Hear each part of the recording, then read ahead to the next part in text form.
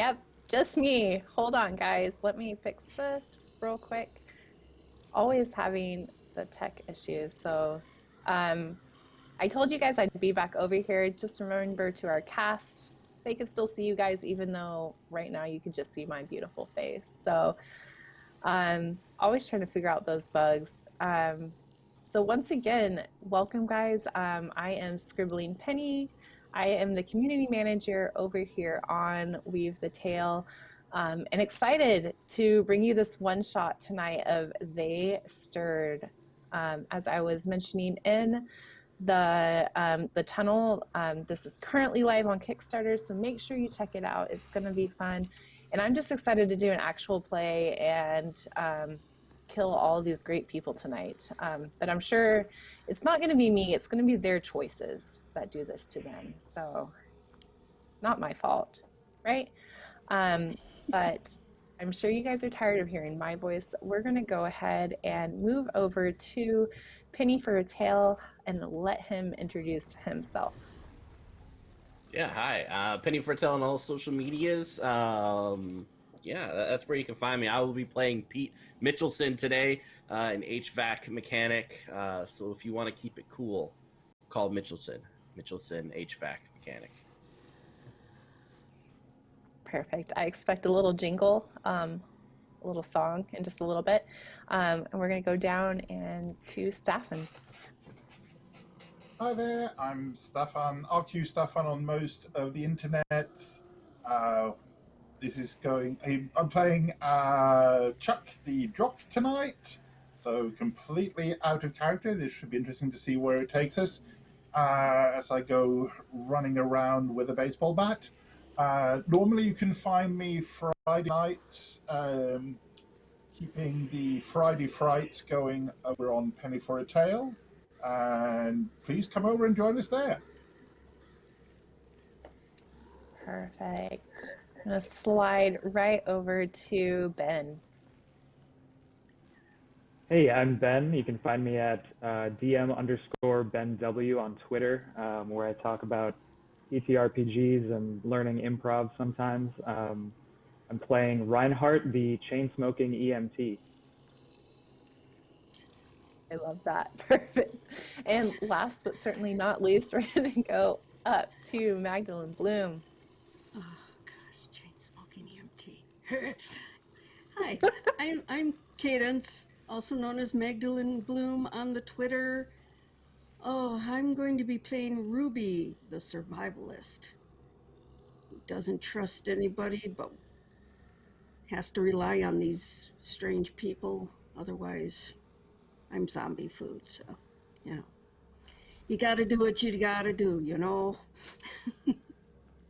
my goodness. I'm so excited. This is going to be a fun game tonight. So real quick, before we get into our game, I just want to mention the sponsors that we had last season. You thought I was going to give away sponsors for next season. I am not. We're just going to say thank you one last time to our sponsors.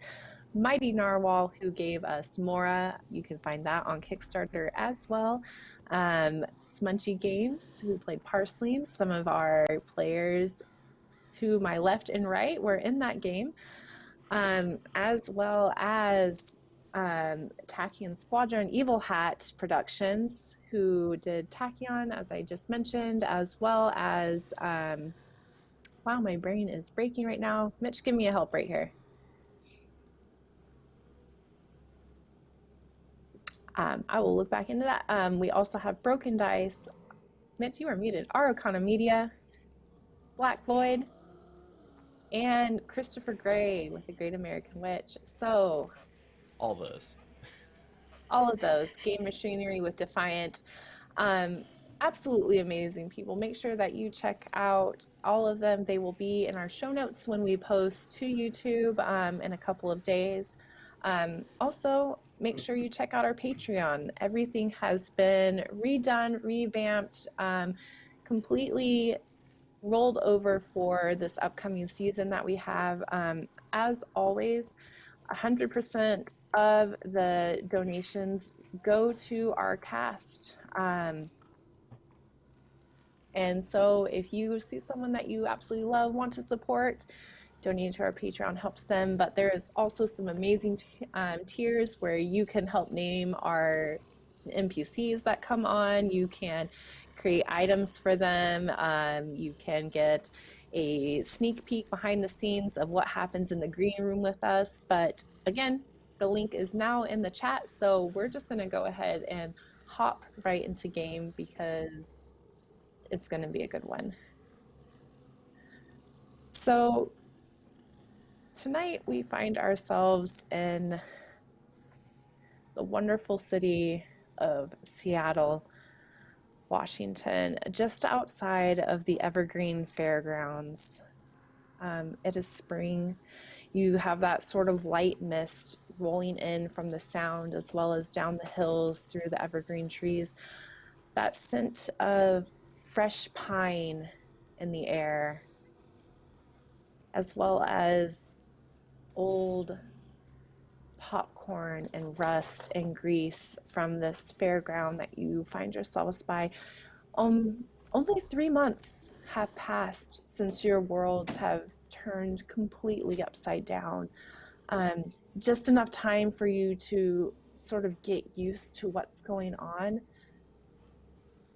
but not enough time for you to have completely forgotten just exactly what it is you used to have and used to take for granted. You never expect an apocalypse. You never expect these sort of things to happen. It just seems so out of the realm of possibility that you don't realize that it's there. You don't realize that this is the new normal until you're looking around you and you're sitting around a fire with complete strangers, self-talking to just months ago, at a fairground, scrounging for food, doing unthinkable things that you never would have imagined yourself doing in any other sort of time or place. And it's here that we find these four souls that have been brought together by happenstance, by just, who knows? Is karma a thing? Is fate? It's kind of hard to believe in anything in this sort of time, but sometimes you have to believe in something to get you through whatever is happening. But a little to get any higher, a large Ferris wheel slowly swaying in the wind just behind you. Sound of crows cawing just off, and then it's never silent anymore. I mean, Seattle has always been a bustling city. There was always noise. And for a short time after this outbreak hit, there was a sort of pause before the storm, but now it's sort of become background noise to you, that wailing, that grinding, those deep guttural animalistic sounds from hordes of these zombies, hordes of these things that used to be human but are no longer, shuffling about in various places throughout the city. I would like to focus on our group real quick.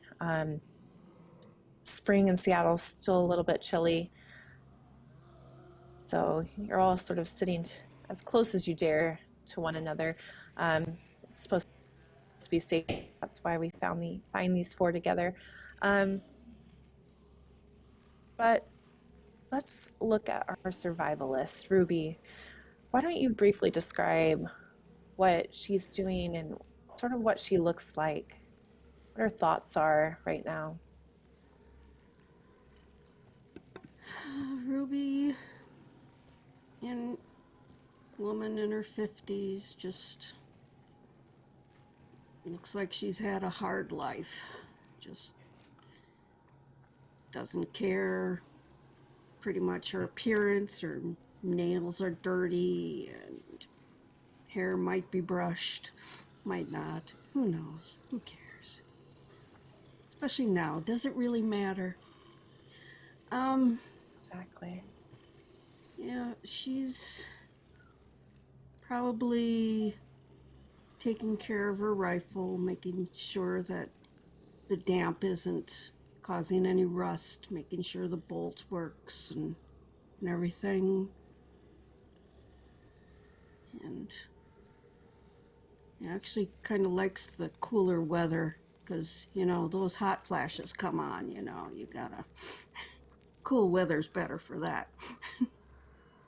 Exactly. It's not too cold, but man, those hot flashes, even with the chills, still seem to get loosen up your shirt a little bit, your scarf. Sounds like you need some air conditioning. Yeah, speaking of which, Pete, your eyes sort of train on that rifle. It's a nice weapon, something that's very beneficial to have right now.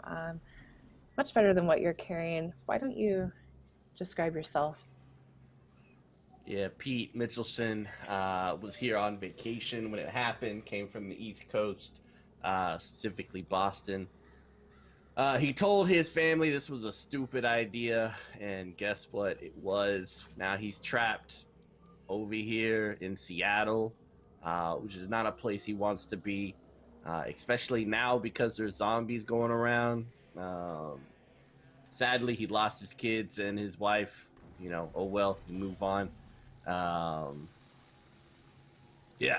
So, just enjoying stuff now. He's got a Sam Adams in his hand. He tries to find him wherever he can. Nice little ode to the East. He's just trying to live his best life. All he has, though, is a tire iron that he grabbed from his car. It sucks. He doesn't like it. He much prefer his tools, or maybe even like a machine gun or something like that. Not that he knows how to shoot it, but it just seems better. Living his best life. Yeah, something Ruby has been relatively, I don't know if you've even seen her shoot this yet. Bullets are very much precious, something to keep. But you have seen her take things out with anything her hands touch, so you know that she is a force to be reckoned with. Speaking of which, sort of poking the fire, the end of this table leg, our EMT, the sort of embers sparking and drifting off into that light breeze. As you sit there, why don't you go ahead and introduce yourself? So Reinhardt is, as he's poking the fire with the end of this table leg, that has become one of his most prized possessions and goes with him everywhere now. He flicks a cigarette, the butt of a cigarette, and then takes another one out and lights it on the fire. And he's staring into the coals and trying to focus on the aroma of cigarette smoke and campfire smoke, and trying to ignore the stench of decay. And he's thinking that he wants a good night's sleep, that he hasn't had a good night's sleep or a hot shower in 3 months. And he is adjusting to his new state of normal, but he misses those luxuries. Yeah, those luxuries. And it's funny, the smoking, it's like you're trying to take your life into your own hands, decide when and how you're going to perish yourself, besides, that luck that just happens when you're out on the streets. Those little moments of control seem to be the only thing that you're able to really grasp onto, to hang on to.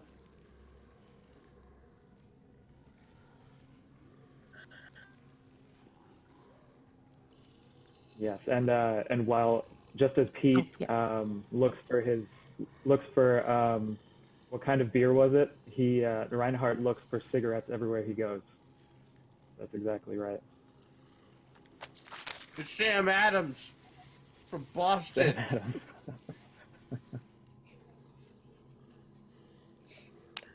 Perfect. Who knows how long that luck will hold out and how long you'll be able to have those. But again, it's those tiny luxuries, those little things that make this new existence somewhat bearable. But yeah. Chuck, where do we find you? What are you doing? Chuck is wandering back in towards the campfire, carrying an armful of broken up timbers that he's basically been slowly collecting from the wooden roller coaster, which he's basically started to play Jenga with, using his baseball bat as a destruction mechanism to gather firewood. He's wandering in a mishmash of some sweatpants, a Washington State hoodie, some matched trainers. Over the last few months, he's found that he's had to take matters into his own hands when it comes to hunting down that elusive goal of a pair of size 9 Nike Airs. They must be out there somewhere. And he just dumps the lumber, as it were, in a pile that we've been slowly feeding into the fire, and almost absent-mindedly, as he sits himself down, he reaches out with his full-size metal-weighted baseball bat and brains a rat that's just running past, and grabs it by the tail and just throws it on the fire.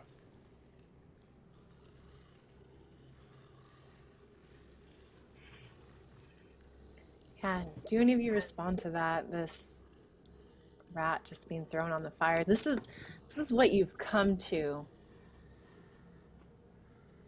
This is what you have.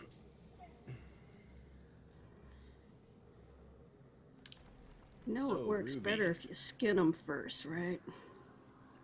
we're not eating that. So, Reinhardt starts choking from the smell of burning hair. see, Yeah. y'all need to get comfortable with that stuff. Like, we had rats all up in the air vents and everything.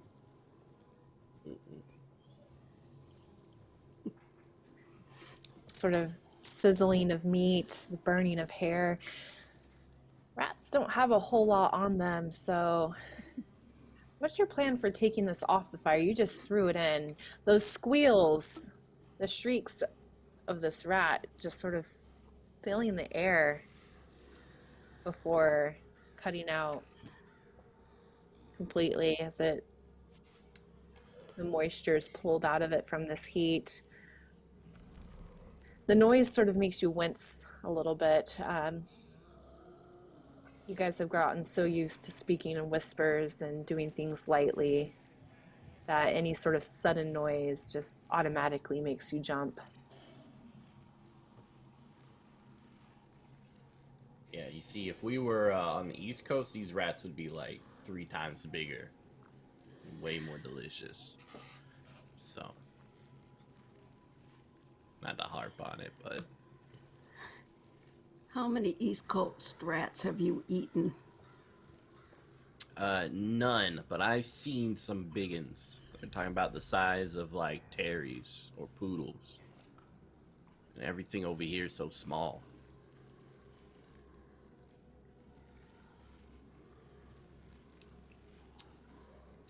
Because we eat them before they get too big. They get all fatty, stringy.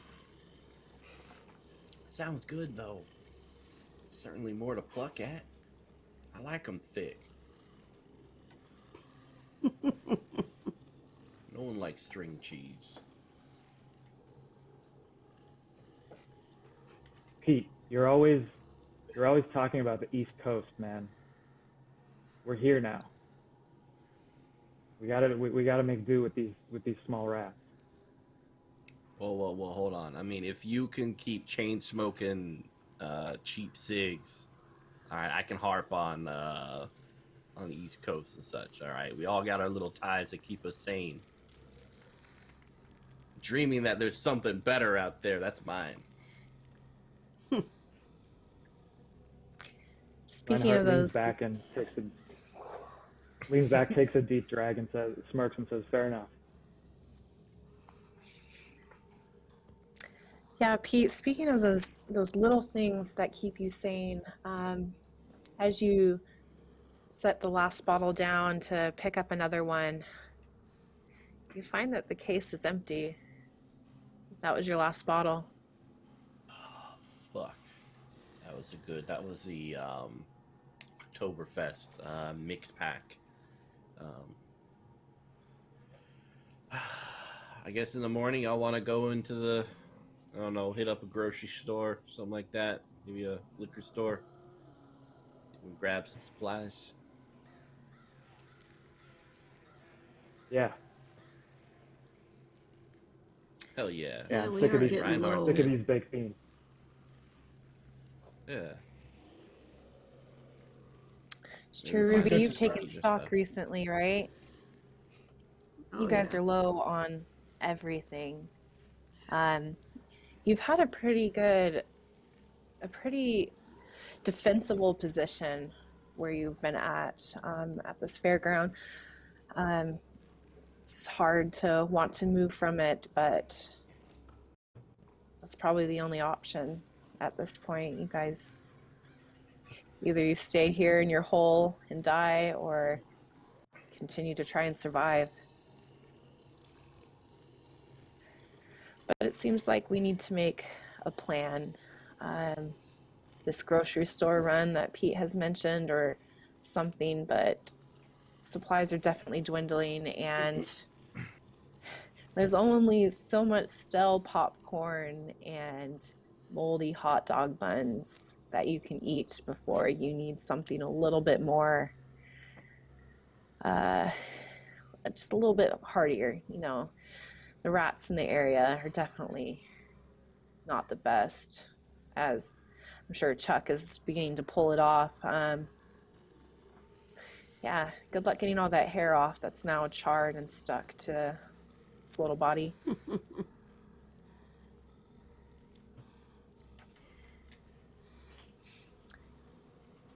So yeah, the plan. We could probably hit up a McDonald's too. I hear those their meat really doesn't go bad. So maybe their McFlurry machine will actually be like fixed, right? Oh, God.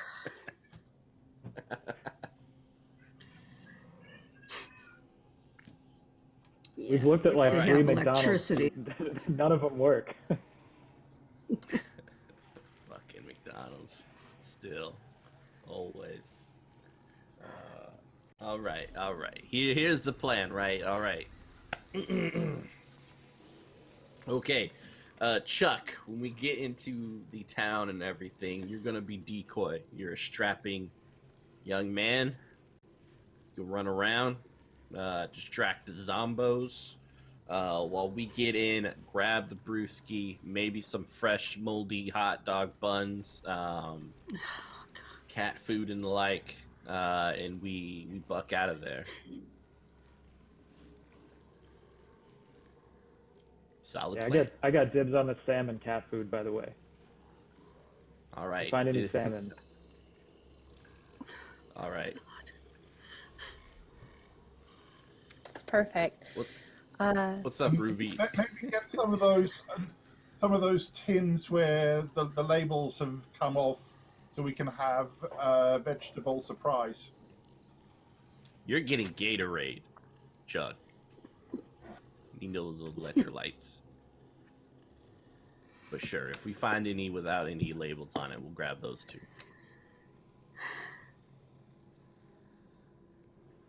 What do you think of this plan, Ruby? You are the one with actual survival skills that has been working on this sort of thing.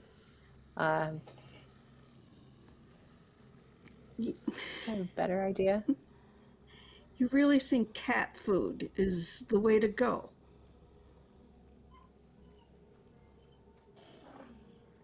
I mean, yeah, grab anything. I mean, it'd be good as last resort, but there's got to be other things that are in cans. You know, those big cans of beans, the big ones, the little 10-pound cans. Ooh, yeah, those brown sugar, like can of beans. Yeah. Oh, God, yeah. Or was it those deviled ham, little cat food things? Yeah. Waffles. Anything Canned as long waffles. as Chuck doesn't have to cook it. Exactly. Chuck. Chad, anything as long. Yeah, Chad. Is it Chad or Chuck?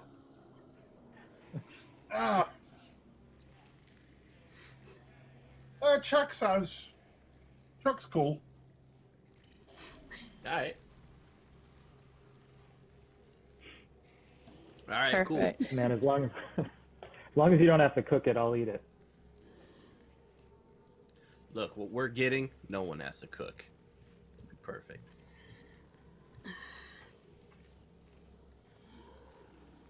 Maybe get some tin foil in case we do need to cook something, and we can wrap it. Yeah, we'll see how much time Then we can got. How throw much it in the time you think fire you at can get least, us?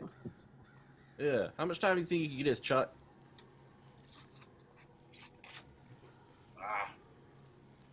Well, as long as my lasers hold up, I should be able to keep running. There we go. As you All see, right, cool. grabs a piece of wood and pretty much just bats the rat out of the fire as it's nicely blackened. Yeah, no one's eating that, Chuck. Chuck, are you going to eat it? Starve till tomorrow.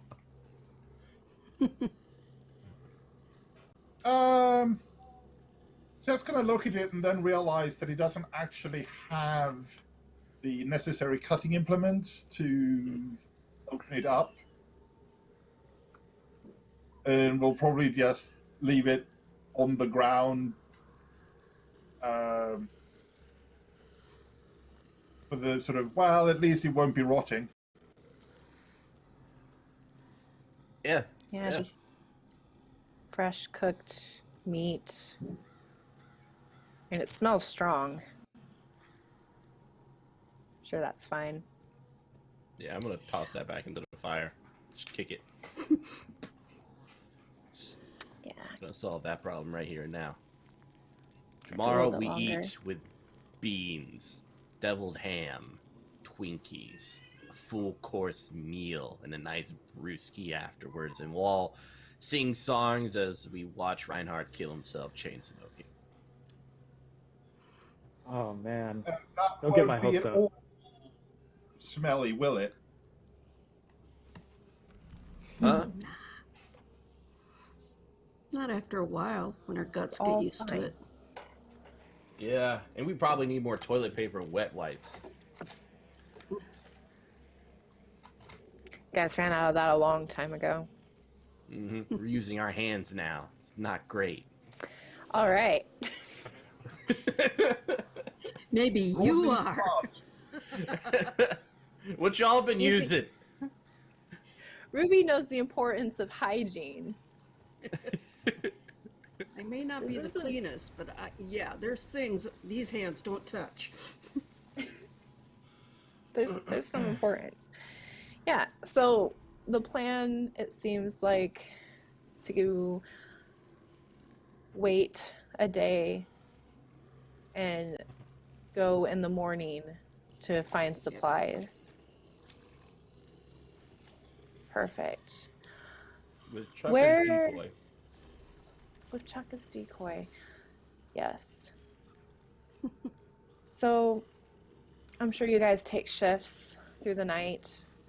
Someone watching the door, someone making sure that nothing kind of sneaks up onto you. And luckily, at least this night, luck seems to be on your side and nothing does.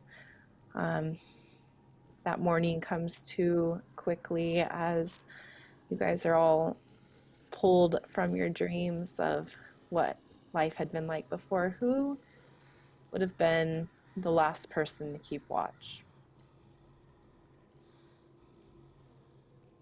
Ruby. Yeah. Yeah. Yeah. Ruby, you see, as you're sort of looking through the scope of your rifle to get that distance on you, some figures approaching.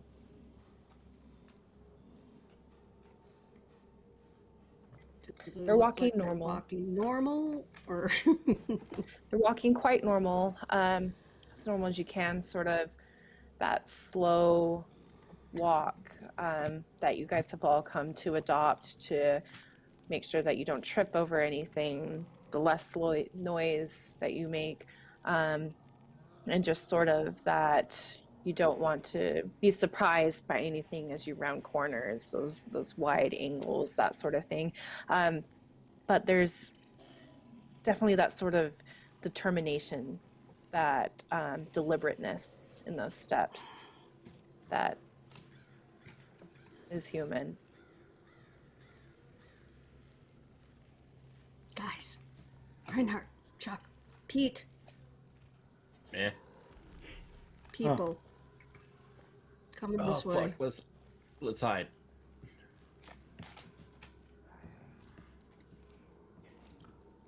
That's your Reinhardt answer to scrambles everything. up all his gear, starts You know, look, hacking people up are the most morning dangerous thing in any zombie apocalypse, okay?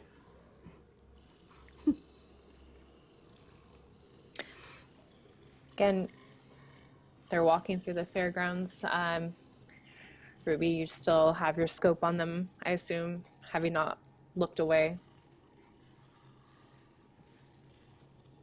Yeah, but following Pete's advice, I'm start grabbing my stuff, and I think it's time we head out to the store anyway, if we can. Yeah. I mean, do they have anything on them? Can't tell. Doesn't many? seem like. 2. Maybe seen we him send before, out Ruby? Chuck.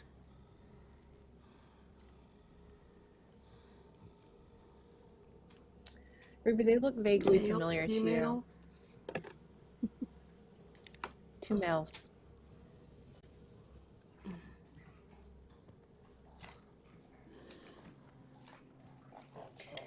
But you don't know if it's familiar because you've seen them in these times or in the before times. Everyone sort of looks the same right now. You know, just unkempt backpacks, clothes that are ill-fitting, too big, too small, just whatever they could find thrown on them, in very muted colors. It's hard to really get any of those discernible features, especially from as far out as you guys are, and looking through glass that's not the cleanest. But there's just something that gives you pause, that you might know these people, but it might just be best to get out of here before they find your position. Sorry.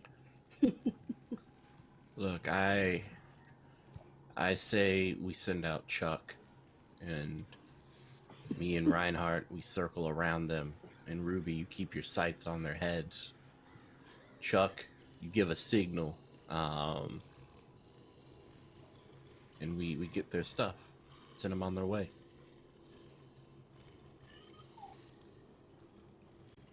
Yeah, everybody mask up. Don't want them to know what we look like. Yeah, masking up. All right, Chuck, use your charm.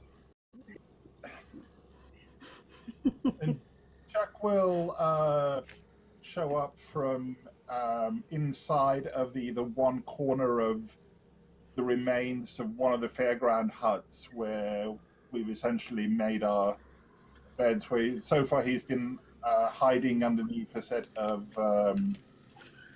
semi-rotting produce bags that have basically become empty, but it's a corner. And he'll make his way back out through the hole in the back of the shed, as it were, and try to circle on round between the remains of the booths, standing at odd angles, to try to get a flanking angle on whatever is coming down. But mostly like one alleyway off to the side and then come back. Perfect. So as you circle these sort of the various booths, the game booths that used to be running in this carnival, all dilapidated now. The streamers falling, those sort of large stuffed animals just strewn about the ground. Why don't you, we're going to do our first roll. I think with what you're trying to do, we might try to set an ambush. But I think we're going to go ahead and do that roll, if that is okay with you. Oh, absolutely. So it's going to be rolling wiles is going to go perfectly splendidly, I'm sure. Yeah, plus your brawn. Oh, okay. Yeah. Well, plus brawn is a good. Oh, ooh. Ooh. That brings it up from a 5 to a 9. Perfect. So this is a trade-off. In this system, if you roll or a 9, then your action is partially successful. You do achieve your goal, but then you have to select a trade-off from 2 options that I present to you. So as you come around this corner, one of the creatures that, of course, you guys have dubbed as zombies, in one of those carny uniforms, just too colorful by blood and vomit and other sort of bodily fluids. Its head snaps up to look at you. So you can either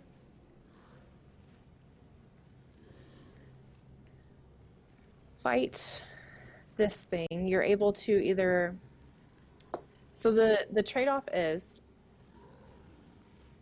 you either alert this zombie of your presence, or you alert the 2 humans of your presence. A quick step in either direction would tell what happens.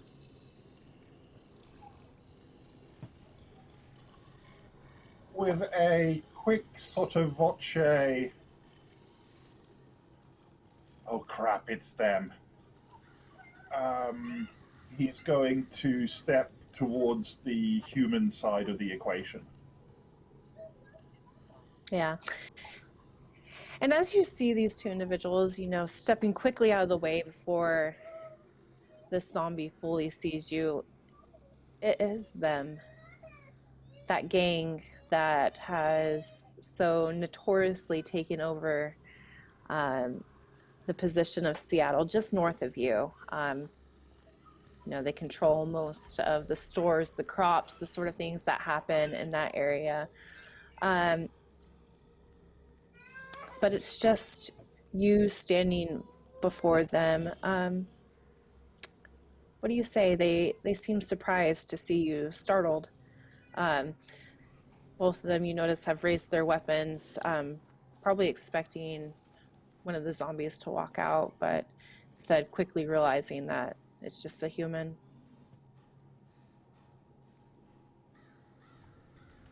Chuck probably isn't going to really say anything other than so much as just to raise his finger to his mouth and indicate over the next line over and do his attempt at the monster mash mime.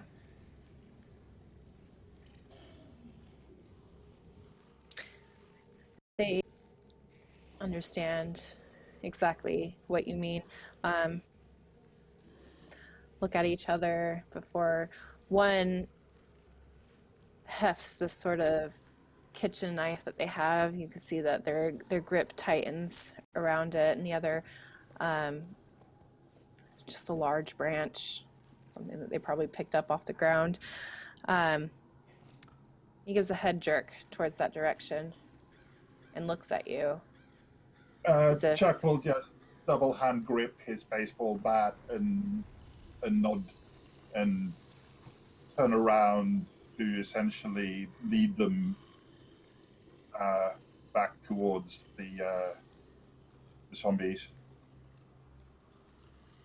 perfect. Ruby, are you watching Chuck?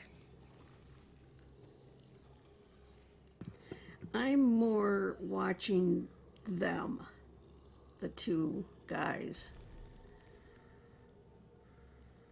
Occasionally Yeah. glancing over, seeing what Chuck's doing, but I'm more worried about what they're doing. Perfect. Well, now that you see Chuck is with them, it seems like they're going back towards this line of booths and are going to leave your line of sight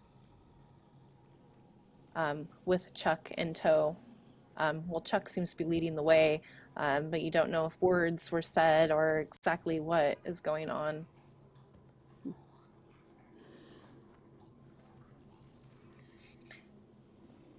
Well, either Chuck's leading them somewhere or they're forcing him to go somewhere. Should we go check on him? So are we by Ruby, Pete and I, or did Pete and I go circle around? Sounded like Pete was just sending Chuck off to... Oh no, we're doing a pincer. Chuck is in the middle. Pete and Reinhardt on either sides. Ruby's there to shoot them in the face. At least you hope that's what Who she's she there shoots, we don't know. Do we have like a system to communicate, like a system of animal noises and gestures or something? It's a system of HVAC noises. So I'm like the X520 makes a sound and the S9J does a sound. And so we can, just by blowing, we know what we're trying to communicate to each other. So Pete, you're trying to communicate something to Reinhardt. But I feel like, you know, you've spent multiple nights around the campfire trying to teach them the various sounds of the HVAC. Um, to And little I to still no don't get it. avail. Yeah. Yeah, I don't understand. And from from my hiding place, there are like puffs of smoke, like coming out of my hiding place. Gosh darn it. So, yeah, Pete's trying to say one thing, Reinhardt's trying to use smoke signals, and Chuck has just disappeared out of Ruby's sight. Um, who knows what Pete and Reinhardt are trying to say to each other? Pete, what do you think you're trying to say to Reinhardt? We need to double up on Chuck and save our young man here. And Reinhardt, what are you trying to say to Pete? So is Chuck coming towards me or Pete right now? Chuck is going through what seems to be a straight line of stalls that are right next to each other, probably closer towards Reinhardt than to Pete with this pincher move. Okay. So I'm gonna be like trying to. What I want to say is we need to converge on this side. Chuck might be in trouble. So kind of the same idea. Just a little bit. Yeah, we're on the same wavelength. Yeah. So Chuck, how are you approaching this zombie with these other two? They seem to be following your lead, at least at the moment. Your back is turned towards them.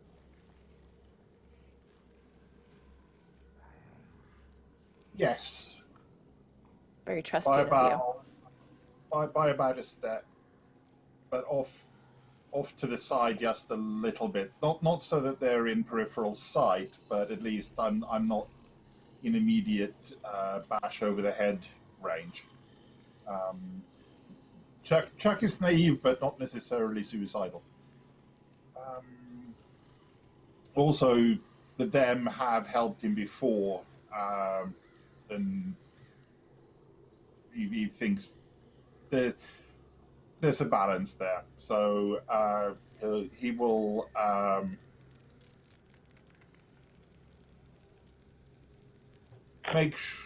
get around the corner so that he's in line of sight with the shambling figure, glance over his shoulder at them, and then just go full Leroy Jenkins. Perfect. I love it. Why don't you go ahead, give me a brawn, and I believe we'll have um, you're going to roll with an advantage. So I'm going to have you roll 3 dice, and you're going to pick Okay. the 2 numbers that you want. Well, fortunately, Chuck is a jock, so he gets to add +1 to the result, which at least makes it a 7.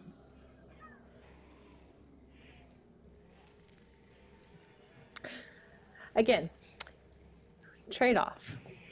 On a roll of a 7, 8, or 9, the action again is partially successful. So your 2 trade-offs are you can either overexert yourself and are injured as you are swinging your bat full Leroy Jenkins, as you said, towards this shambling creature whose head has snapped up to look at you and is coming towards you in this group. or you can make enough noise. You hit something with the bat to create a loud noise that may or may not alert others to your position.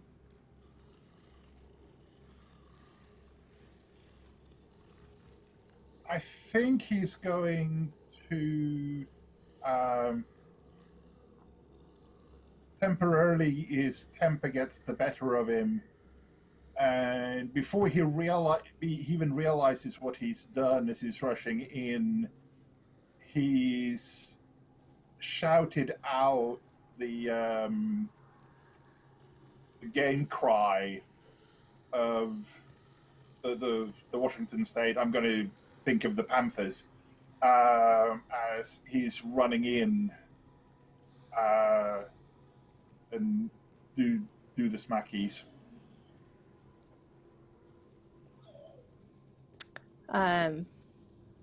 Yeah, sorry if there's any WSU fans around here. Cougars, by the way. Close enough. But yes, this loud, you're shouting, you're yelling, your vocal cords almost haven't even remembered how to do this. You've been quiet for so long. The scream just erupting forth to just tear through the relative quiet of this area. Everyone hears this. Pete, Reinhardt, even Ruby from where you're at hear this war cry almost to the WSU Cougars as Chuck's bat just crashes down upon this zombie. Its skull shattering beneath the bat. Chuck, how many times have you killed zombies so far? Or attacked something humanoid? Something that still has the features of a human? Probably no more than about half a dozen, which is why he tends to go into that rage, almost a rage mode as a sort of defense. He's still not comfortable mentally with the act. Yeah.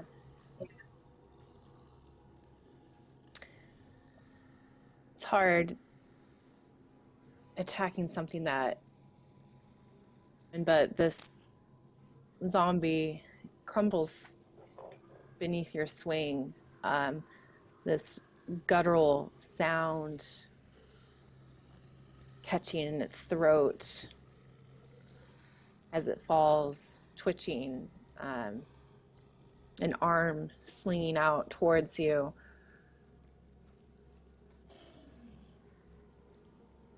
It doesn't hit you. Its hands just sort of digging into the dirt right near your shoe. But you hear noise coming. Something large, something big. Pete, you see it first. Coming out from various booths, around corners. More of these shambling, shuffling creatures alerted by Chuck's cry, by that loud noise. Like a moth to flame, they seem to be flocking towards him. So they're coming. You see them coming towards you. Towards me, not Chuck. God damn it, Chuck! You are moving towards Chuck, so Yeah, is there a there's one of those stalls, right? We're kind of in the stall area where all those cheap, stupid games. Yeah. Yeah, I'm just gonna like roll into one of those and duck down, and wait for them to pass. I want you to give me it's a roll plus your wiles.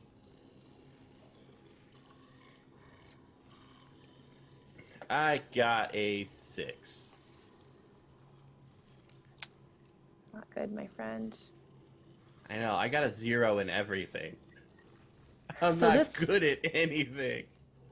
This is a complete failure.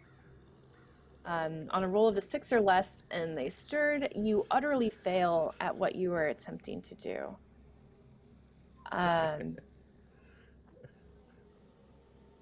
So yeah, why don't you describe this? How do you fail this? As you are attempting to duck and roll into the stall to escape these zombies that are coming towards you, how do you fail this?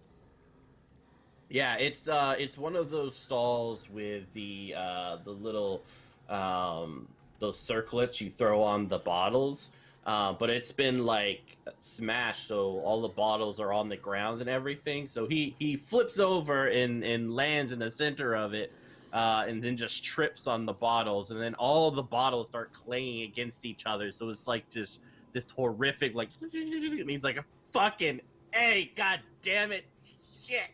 As all these little bottles keep smacking into each other, he's trying to get up from this unfortunate spot.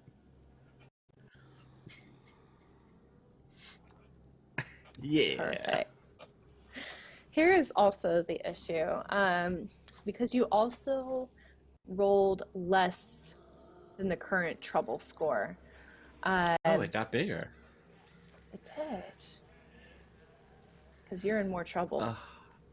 Yeah, I'm gonna die. Oh my god. So an additional but unrelated catastrophe could occur, but there is a way. You guys can either let it ride, which will not trigger the catastrophe now, but will let it build up. So I vote for that. Let's just have it now.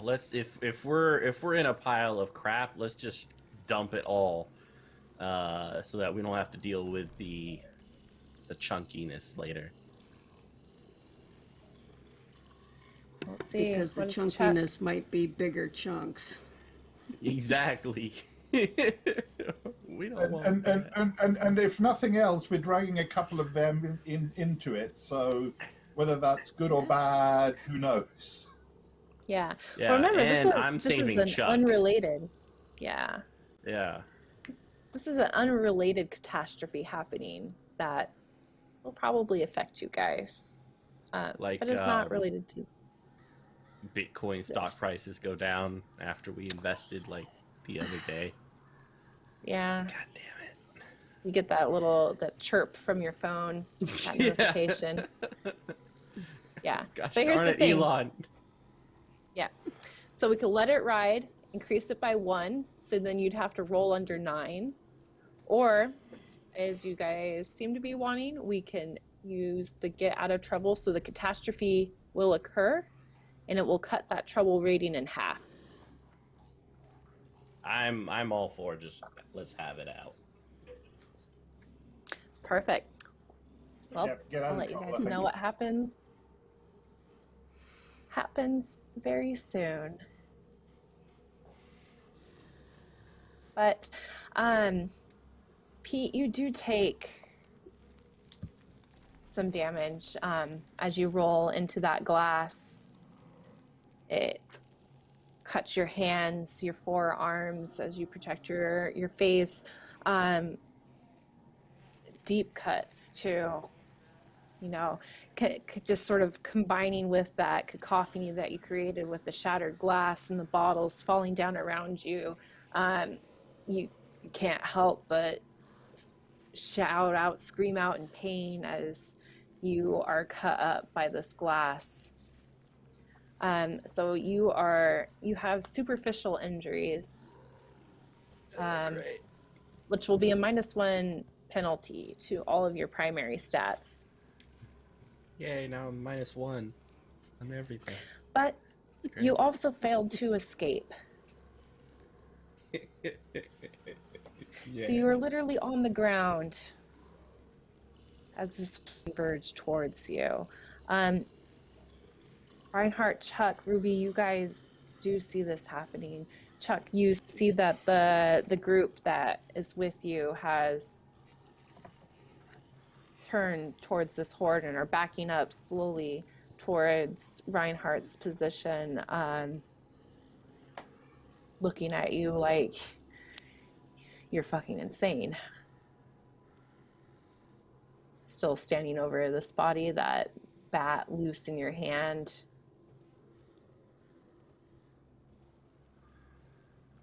So do I see this? Do I see that Pete is in trouble? Probably heard something, Yeah. at least. Probably heard.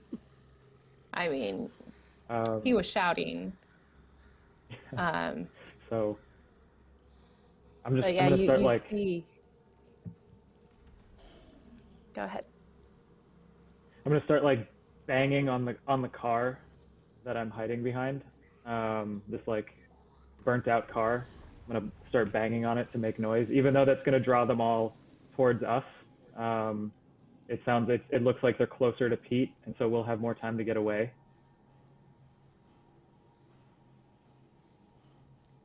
Yeah, that loud bang, bang.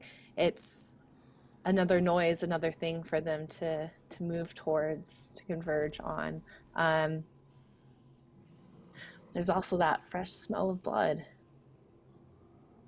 from Pete. You've probably stopped yourself from screaming, but now it's just even more noise, and these creatures seem to be coming out of the woodwork like ants. Ruby, what are you doing? I'm swearing under my breath. Yeah, you see this all. Oh, God. Why? Why are humans so I mean, you could just leave them. Yeah. But they, as dumb as they are decent company, I suppose. I'm going to head over toward them to see exactly what's going on and see if I can take out a few of those stupid zombies before they eat my friends. Yeah, I'm sure they'll be fine. You know, it's Yeah. fine. I'm gonna yell at Chuck. Why'd you go yelling? Look what you did. All right, I'm just gonna shoot the boys and just. It's Chuck's fault.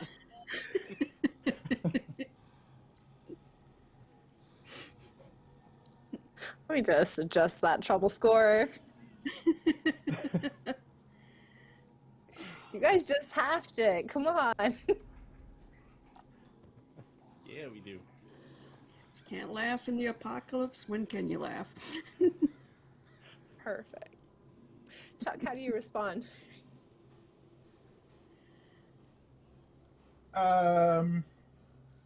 Chuck is going to. And this may take multiple actions, but his overall get out of jail plan right now is to run forward and pick up Pete Fireman carry style. And quite possibly, if as he makes his way back towards Reinhardt, there are a zombie or zombies come close enough, he's probably going to elect to make use of his athleticism one shot to basically use Pete as the big machete club to knock the zombie a considerable distance away. Are you using me to hit people? Okay, well, first. I'm claiming that you're an improbably large, heavy object. I am thick. Yeah. This is true. This is fine. This is fine. Yes. So first, why don't we run over and pick up Pete with a brawn roll? That is I need a 10. hero plays. What was that? That is a 10. Perfect. Completely successful. You run over. As Pete is attempting to stand up, you're able to get your shoulder into his chest and just fling him over your shoulder to begin backtracking and running towards where he would left Reinhardt. But yeah, like I said earlier, between the noise of the three of you, gentlemen, these zombies are just flocking towards you. They're just coming out of the woodwork. The noise from them is so unsettling, just creating that sort of pit in your empty stomachs of, fuck, we're in trouble. Not sure just how much worse this can get, but so you are going to use P as a human sledgehammer, is that right? Yeah, or pretty much up without the let go. If everything goes according to plan, the slight thought in the back of Chuck's mind, in as much as he has a mind to have thoughts with, is that the ideal scenario right now is to head for that back to that Ferris wheel, because he knows that he can climb up into it and defend from there. Perfect. Pete, how much do you weigh? 280. It's a relatively large individual, Chuck. If you were attempting to use him as a weapon, this would probably be a drive away role for combat, where, yeah, roll grit.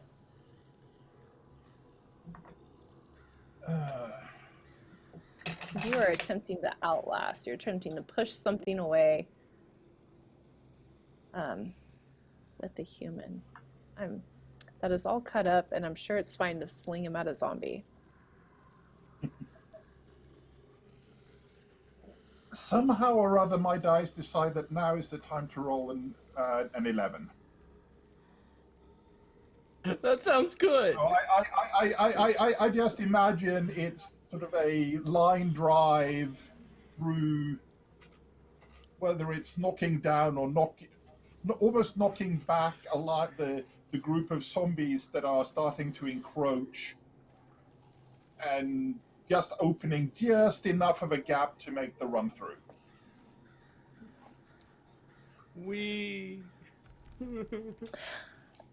Pete, why don't you roll me 2 dice with 3 dice with advantage. I got all ones.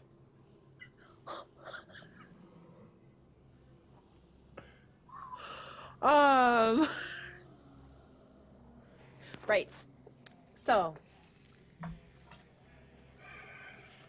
Chuck expertly uses you as a battering ram, a sledgehammer into these zombies. You've never felt so light in your life, being held in this strong man's arms and just tossed about like you weighed nothing. Definitely a sight to behold, Reinhardt, as you were watching all of this. I mean, Chuck is basically, he has Pete's hand and leg and is just like swinging him to get rid of these zombies. And there's just this look in Chuck's eye, like he doesn't quite realize what he's doing. Pete was already You're injured. killing me. Already had lacerations all over his arms, and now he's using this 280-pound man and is slamming him into other bodies. I'm sure your EMT training inside of you is just screaming. Yeah, I'm thinking You about all shouldn't use a dude. the blunt trauma, all the. Yeah. I'm literally face palming in the game and in real life. What are the two them members doing right now? They are getting the fuck out of here as fast as they can. It seems like Chuck has distracted zombies. I'm sure, Pete, would you be yelling in pain? Yeah, he's cursing continuously, like, fuck it, ah! Chuck, you can't do that. Chuck, what the hell? Yeah, I mean, the two of them gang members seem to be heading towards where Ruby and Reinhardt are. We're going to get back to this disaster over there in just a second. Let's go focus on Ruby. Where are you heading? I'm gonna God. I'm gonna yell at Ruby, tell her in case she doesn't see. If I see her looking through a scope, that I'm gonna say, coming your way. You're yelling this. Yeah. I'm yelling this at. Yeah, might as well Ruby. just Ruby, keep yelling. coming your way. Yeah, a couple of these creatures, their heads just twitch and snap towards where Reinhardt and Ruby are. Those glassy, feverish eyes just focusing on the two of you, as well as those two those gang members that are backing up towards your position. But, summoned by Reinhardt's insistent yelling that they're coming your way, and indeed they are coming your way. What But at the least hell they're is just going in on? front of you. Oh, good God.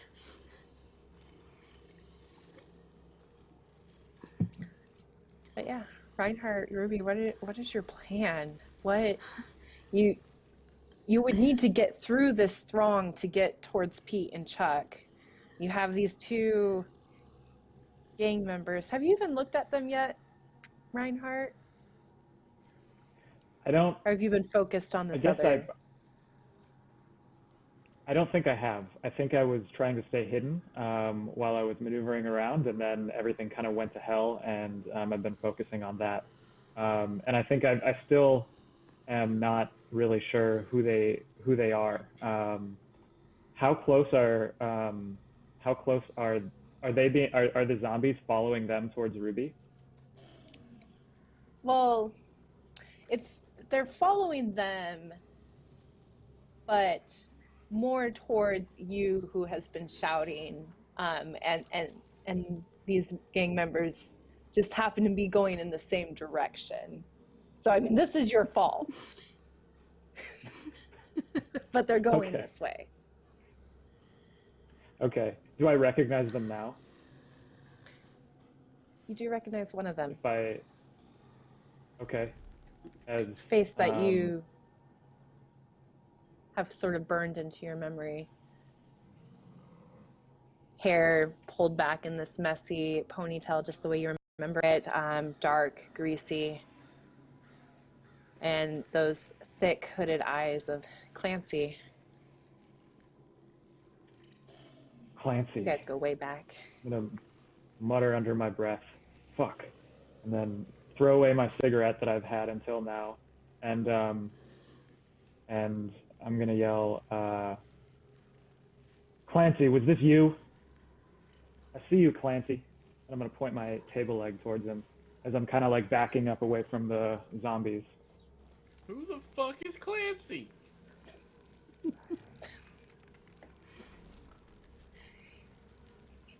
You see him look towards you and then briefly glance back over his shoulder. Eyes Ruby with the rifle. We don't have fucking time for this right now.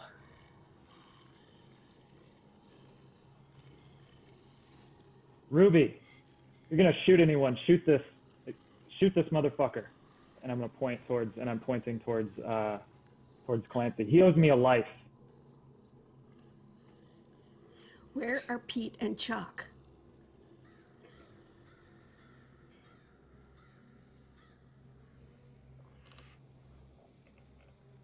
Those two dumbasses over there. Yeah.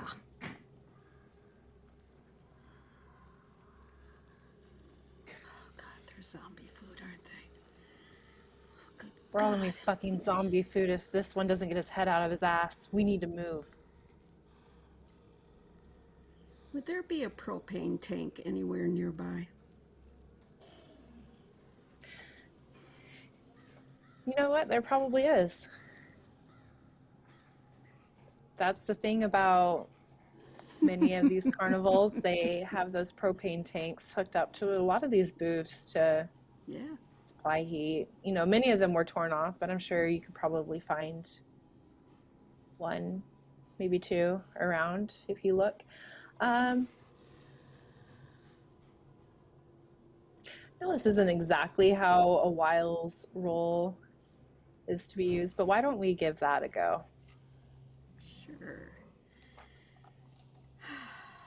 Trying to keep your head about you.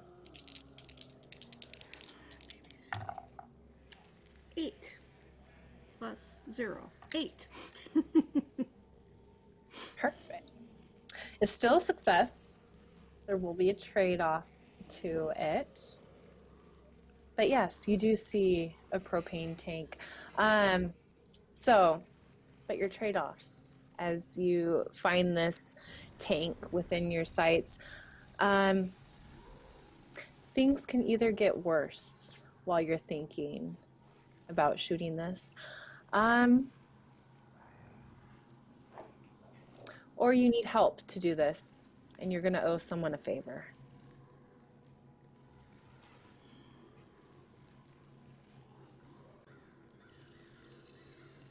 Things are gonna get worse. I don't want to owe anybody anything. Perfect. Why don't you describe the shot? Yeah. I'm looking through my scope, trying to see Pete and Chuck quick, you know, just scanning as, you know, with everything going on. Are they near the tank? Oh, heck. I'm just going to see the tank and just reactively just shoot it, because it's going to take at least some of those stupid, idiotic zombies.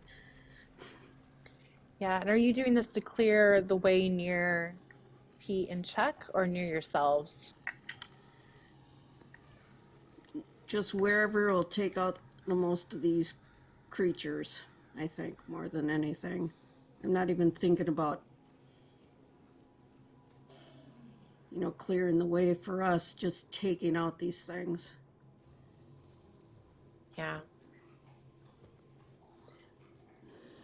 It's interesting. There's this pop, this explosion, this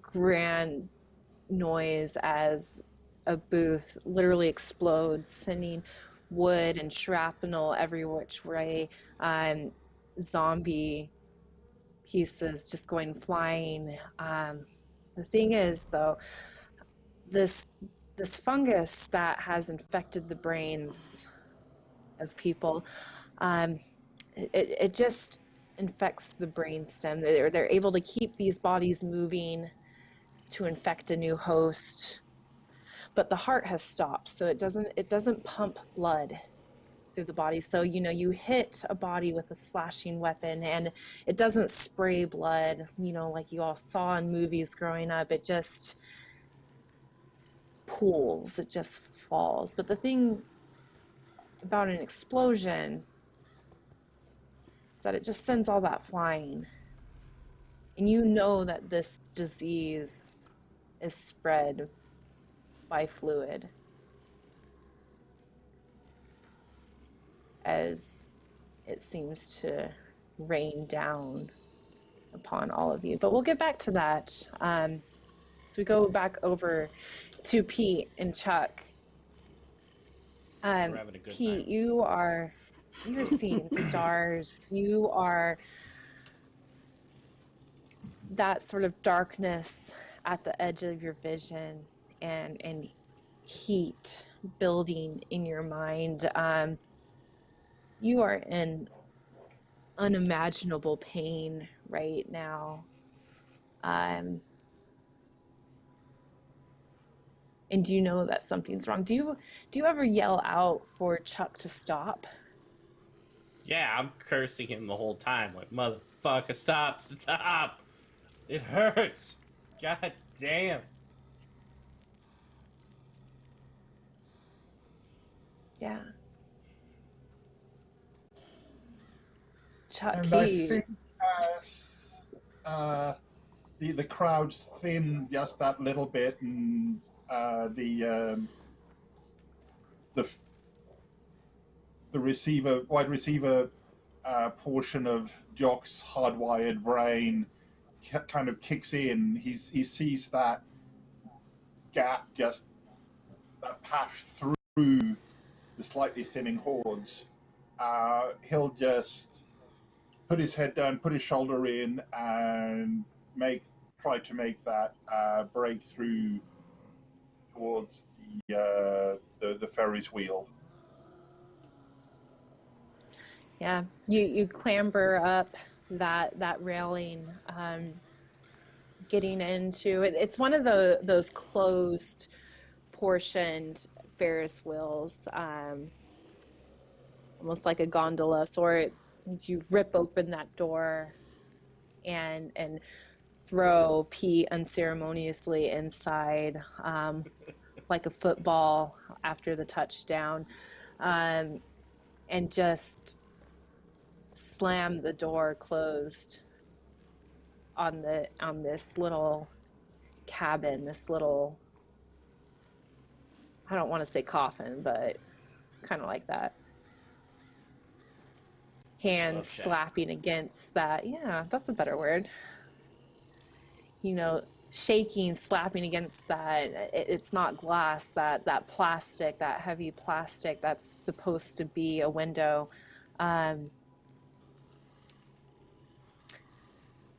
But yeah, Pete, you're just a mess. Somehow, because this is like the movies, the Ferris wheel starts moving, going up.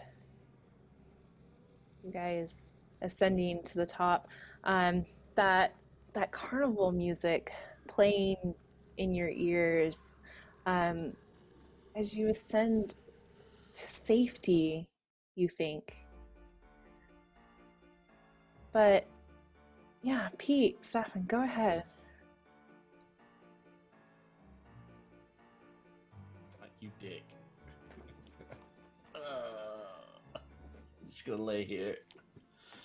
You gotta take care of me the rest of the way, Chuck.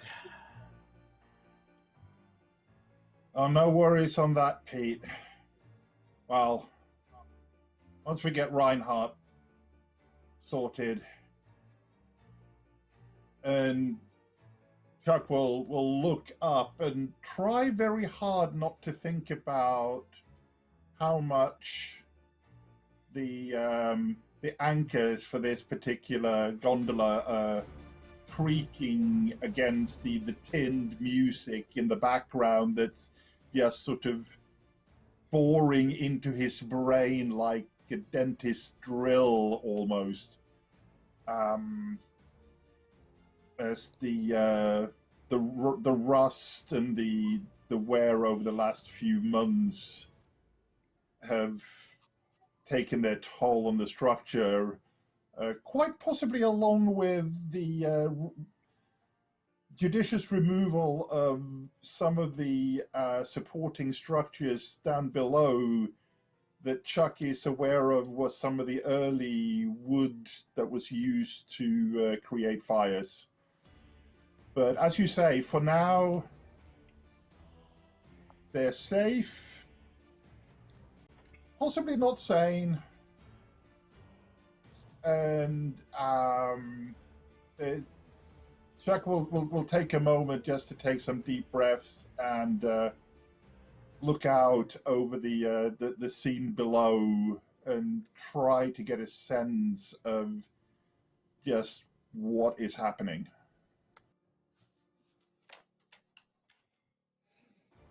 Yeah, you look out through that plastic window, stained with blood and just mud and anything else, and it just, you almost just want to close your eyes and turn back around and just sit in the seat, seeing that this horde is trying to climb up this Ferris wheel, trying to, you know that these supports are not going to hold this, as you just don't know for how long. I mean, you're not even sure how this thing is still moving, ever so slowly to the pinnacle, and then starting to descend slowly before stopping for just a moment. Sort of that juddering stop, drop a couple inches, stop. But then you don't know when it's going to stop again. And you don't know when it's going to drop again. It's not at regular intervals as it's slowly descending back towards this horde. And you can see that the sky has darkened. As it does in Seattle, you don't have very many sunny days. Rain beginning to patter against that plastic, and that mist, that pervasive mist sort of coming in and obscuring the view down there. And it seems like you're above the clouds, except there's that stop and drop, that juddering movement. Pete, with each jolt of this gondola-like room, you could tell that you have broken bones, that you are... It's kind of reached that state where you don't even feel the pain anymore. Like, maybe you just are pain, or maybe you've just gone completely numb. You're not certain what is happening. Yeah, he's laying there thinking of the Hellraiser movie. Like, oh, God, this is... I'm just gonna sleep it off. Maybe like a year of sleeping and I'll be fine. But Chuck, you gotta protect me until then.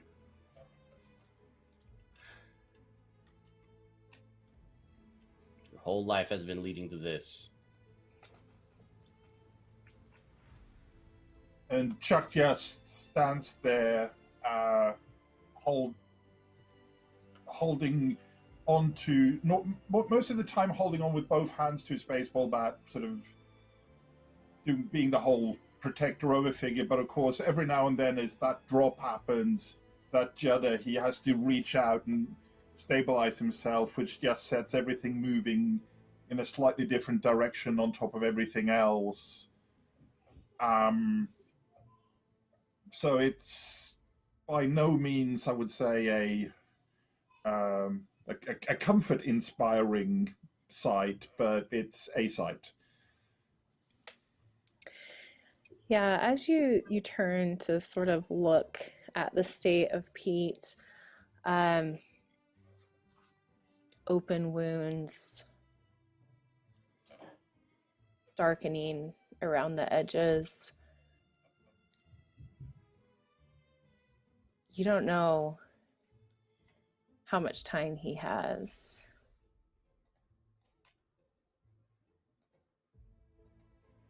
And you were carrying him. You don't know if he's infected, if any of his blood got on you. Nope, not There's infected. a lot of uncertainties in your mind right now as you look at him. Are you about to be trapped in here with a creature that used to be your friend? I'll let you think about that as we go back over to Ruby and Reinhardt.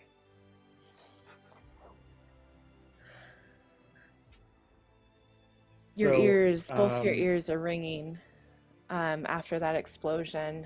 That sort of pressure built on your eardrums. You can't really hear very well right now, but you could still see.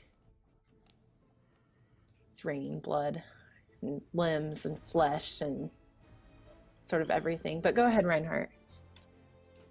I think Reinhardt was knocked. I think I was knocked knocked off my feet by the explosion, and I'm getting up now amidst all this like rain of blood and gore, and trying to cover my head, coughing. The wind's been knocked out of me. Looking around, and then do I see Chuck and Pete go into this like Ferris wheel and then get taken up in it? I'm looking around. It's hard to say. That explosion sort of happened and dazed you, and you're just not sure. You see the Ferris wheel moving. Pete and Chuck could be inside of it. Okay. I think I'm gonna look around for Clancy. Do I find him? Yeah, he's sprawled out on the ground next to Ruby, shakily trying to get to his feet, wiping that, hopefully, just blood off of his face that hasn't gotten into his eyes or his mouth or anything. Okay. I'm gonna run up to him, or stagger as fast as I can up to him, and I'm gonna grab him by the shirt collar and say, Clancy, you owe me a life. Leave these things away and we're even. I need to help my friends.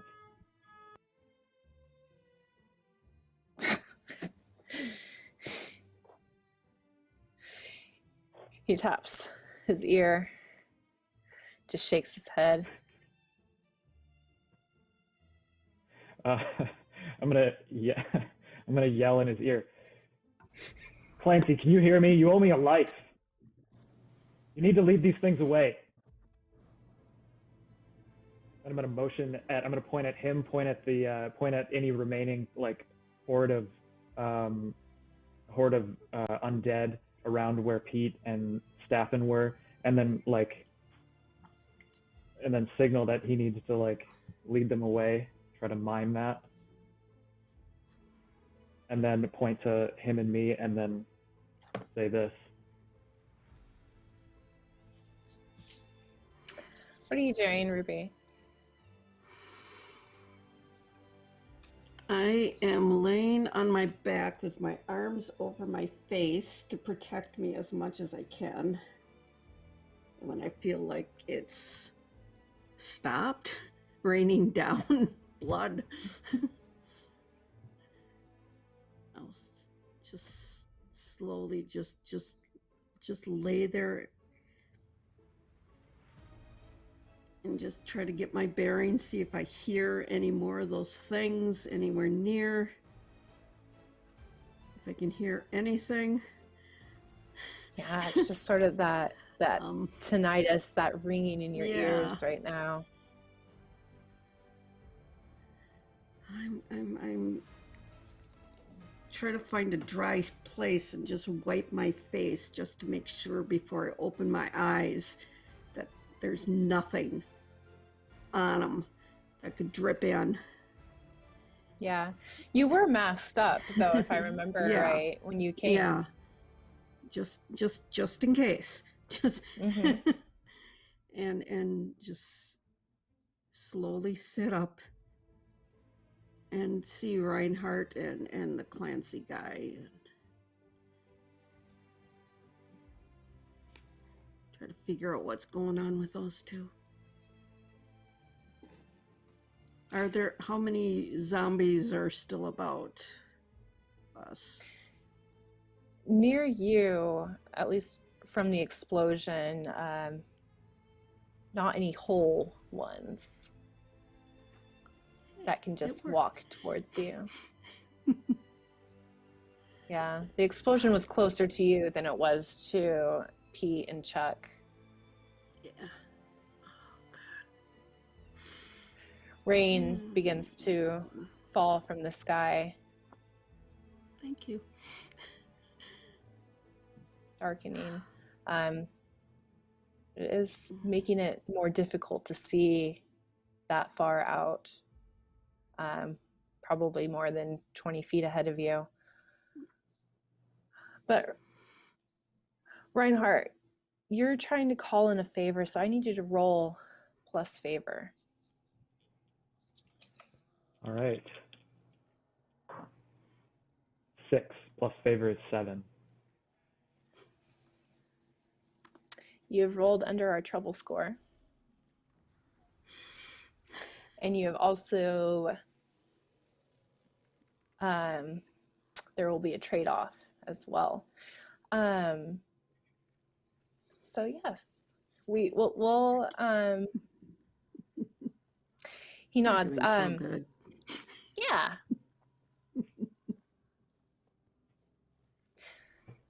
So either Clancy could want something valuable in exchange. He looks at you. That pack of cigarettes in your front pocket.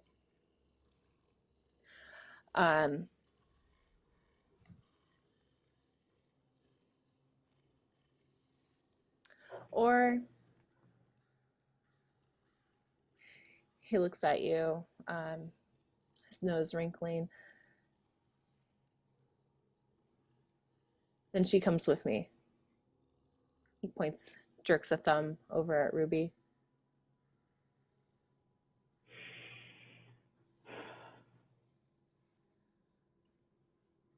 She's not mine to send with you, Clancy. I look down at the pack of cigarettes. Here, fine. And I take one out before I give it to him. And I put it in my mouth.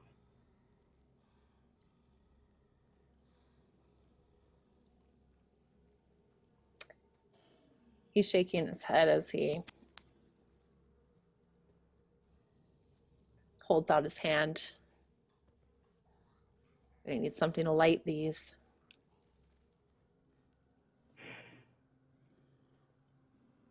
I'm going to give it my Zippo, which is the only lighter I have right now.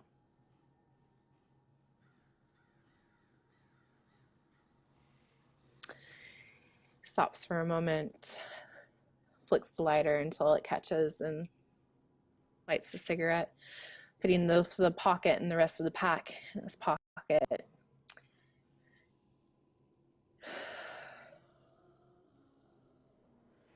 He looks over at his friend that's still on the ground, not moving.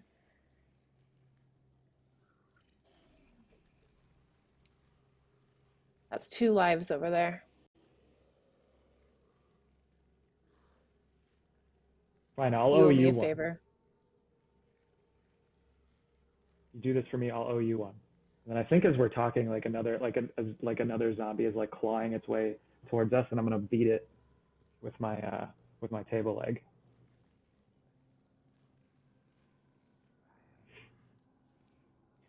You know she wouldn't have lasted long in this. Doesn't matter, Clancy. She died because of you. Maybe she would have died a day later, 2 days later, but she died because of you.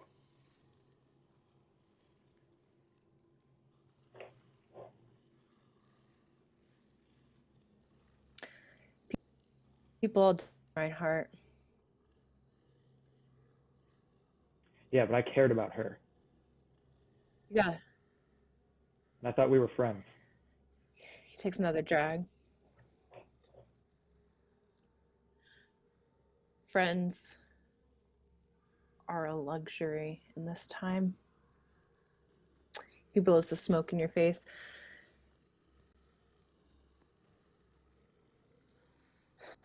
Yes, they are. And he'll start to walk off towards where Pete and Chuck, where at least you last saw them going in that Ferris wheel. Along the way, picking up a trash can lid, one of those metal ones. He starts banging it as he walks closer towards that throng before trying to hopefully lead them off. But this gives Ruby and Reinhardt a moment to talk. Don't know if you're safe right now. Don't know where your friends are, but you know that you can't sit still. We gotta move. What the hell happened over here? I don't know, it was fast, but we gotta move. We gotta get Yeah. Chuck and Pete. Did you see where Where they are went? they? No. Shit. All I saw were They were over in that zombies direction. and your friends and your... Have the are the zombies like gathering towards any point that we can see that might indicate like where Pete and Chuck might be? They're definitely focused on that Ferris wheel that you could see has begun its descent, but it's jerky. It is this drop and freeze, and 2 minutes can pass, 5 minutes, just 30 seconds before it drops again, just a couple of inches. And you can notice that one of the gondolas in particular seems to be swaying a bit, but before it just sort of gets obscured by the mist that has come over the area, that permanent sort of fog that is in this area of Seattle. Look at that. They're interested in something. They like something over there. We got. Are you okay? We gotta go, but are you okay? Yeah, I'm fine. It's fine. All right, let's go. Let's see if they're over there. Circle around.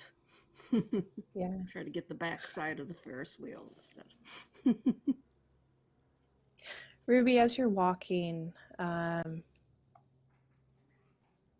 you sort of remember, you're just going over your training in your mind, ways that you've been prepared for this. And you keep thinking about Jester, who prepped you, who helped you learn. And he was a good teacher. He wasn't nice. He didn't sugarcoat things. He just told you how it was. And he instilled that you can't trust anyone. You use people so that you can survive. And what you're doing right now is just at you that Chester would think that this is stupid.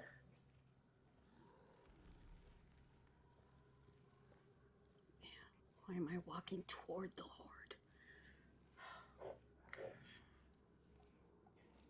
Yeah. Again, stuff for you to think about as we get back over to Pete and Chuck. Chuck, what's going through your mind right now?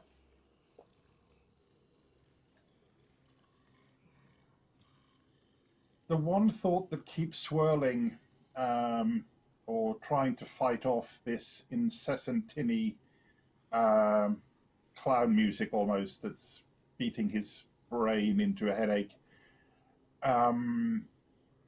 is that he needs to get Pete, or he needs to get Reinhard to take a look at Pete, see if we can at least stabilize him and get out as a group, find somewhere and resettle. But at the same time, he knows that the one thing he can't afford to do right now is open the door and shout, because he's aware, at least at some primal level, the shouting is what led to this whole mess in the first place. So I think what he's going to do is look out, and given the vantage point of height, he'll catch sight of it. It could be Ruby, it could be Reinhardt, one of them, and he's going to lob. Well, it's hard His, because as you look out, you can't see the ground right now. through the mist This and the is rain. part of that, yeah, that disaster, that catastrophe that had happened. Mm-hmm. Well, at least it's cleaning away all the blood and viscera and fluids and so forth off the ground, I guess. So, silver lining. I'm sure it's fine.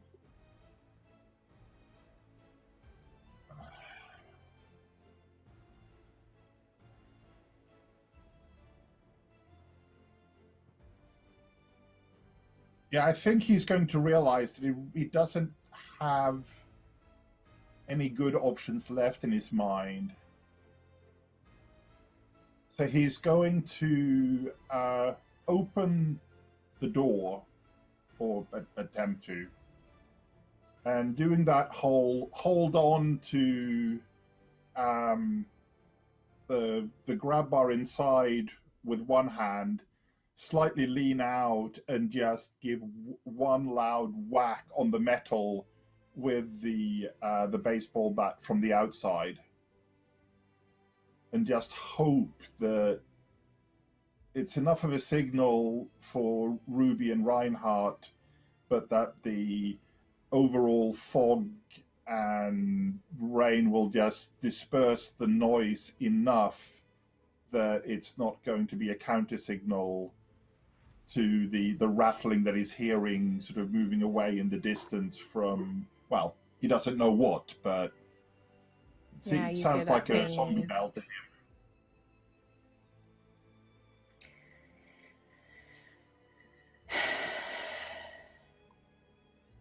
It's difficult.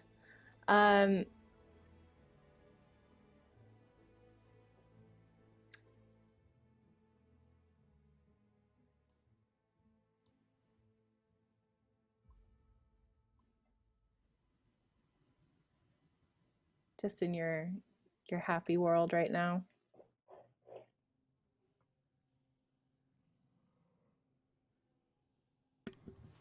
Yeah, Pete's just like laying on the ground. Oh God, Chuck, get me up, man. I wanna. Do you happen to have Sam Adams on you?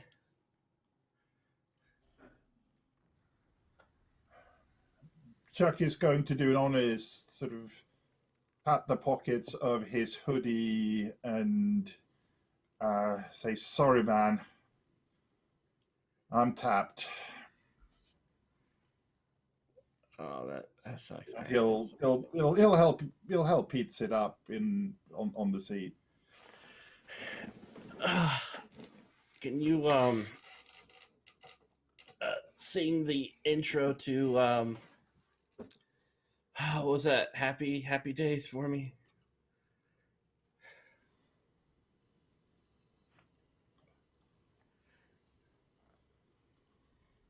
Maybe you could help him there, Pete. I don't know. What was that? What was the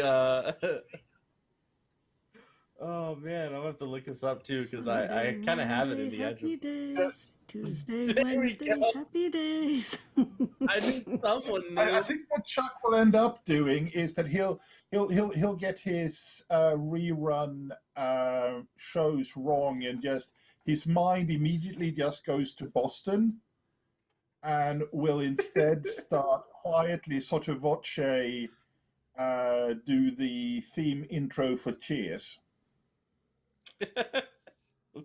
That'll do, Chuck. That'll do. Oh. You slowly, Chuck, see as that fever begins to glaze his eyes, bloodshot.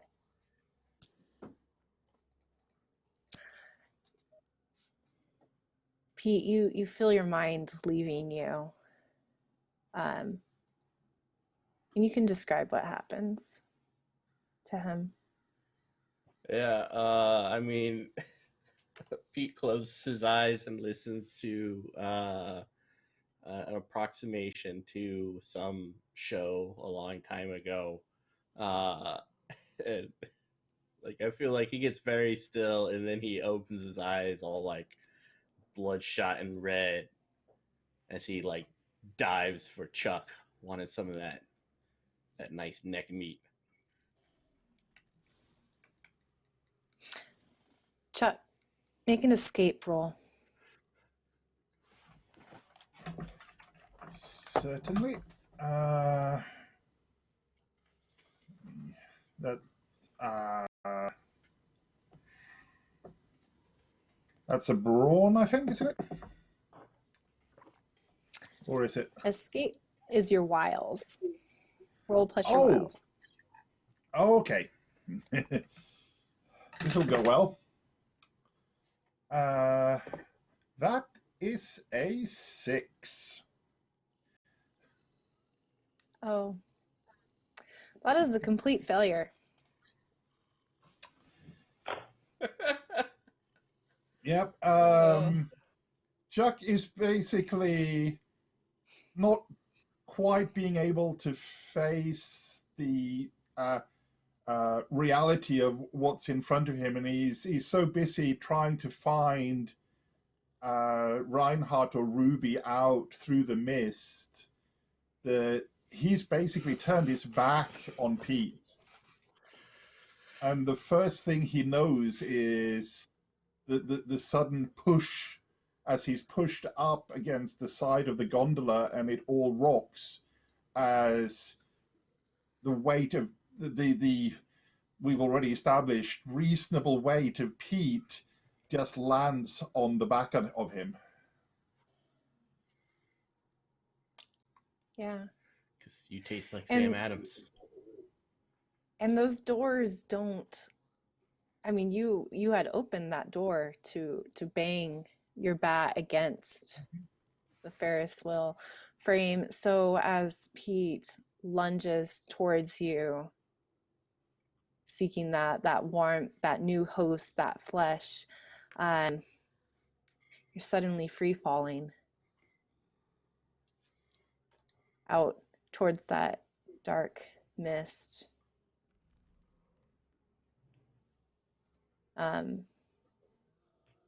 I think we know what happens with that. Ruby Reinhardt, Absolutely. you don't. Yeah. What I was goes gonna through your say, mind? the thought that goes through Chuck's mind is,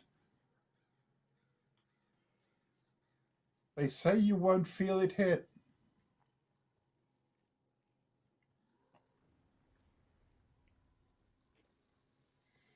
And that's about as much as he probably has time to think before he, well, lands is probably a very, very optimistic statement. Yeah. But maybe this was a good way to go. Who's your Ruby, friends? yeah. Reinhardt, you guys are heading towards this Ferris wheel. You don't see what happens, but you do hear this loud sort of groan of metal, this ripping of metal, and you that Ferris wheel does not.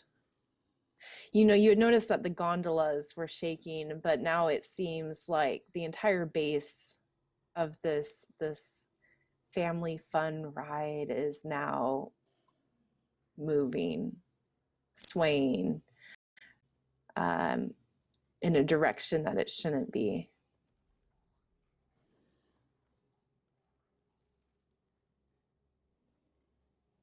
So do we hear? Let's go that way. Let's go that way. Do we hear? Do we hear Chuck like scream or anything on his way down?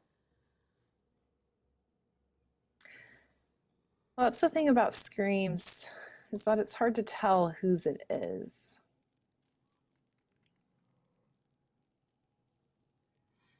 Not quite certain if it's a zombie scream, if it's some other person's scream. Maybe it is Chuck's scream, Pete's scream. Again, it's just a guess. So to Ruby, do we leave him? What? That wheel's coming down. That wheel's coming down. Can We can't. No. I'm going. I don't care what you're doing. I'm getting out of here. Hang on. Can you just look? You have a rifle. Can you look at the cabins? Are they in one of them? I try to check out the gondolas as quick. I'm gonna look too. Do I see anything? You see that sudden drop, jerk of a gondola, an open door, nothing inside. But there's a lot of open doors on these things that's just swaying. You don't see anyone in any of them. They're not in it. I don't know where they are. Okay, can we go? Shit. Oh, this is a disaster. I don't think we can do anything. No. All right. Let's just get out of here as quiet as we can. I guess we gotta go. All right, let's try to get out of here quick and quiet. No more shouting. Maybe we can come back. Maybe no more shouting. Maybe we can come back when they leave. Maybe we can look for them when all these corpses are gone.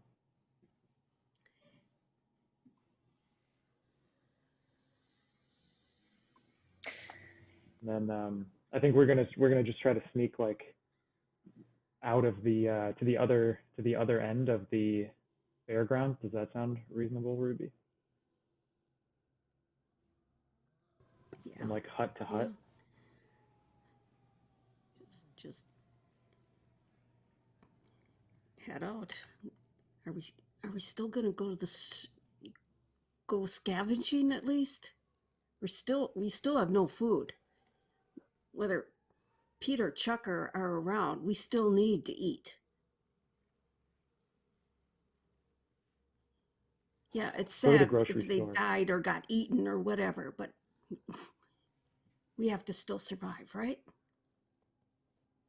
Yeah. Let's go to that grocery store. All right. I didn't think it would be us. I thought I'd be the first one.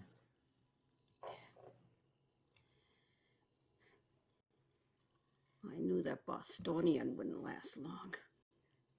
Him and his big mouth. he didn't like it here, so I guess maybe it's for the Well, best. now he's here forever, so where to get him? Yeah.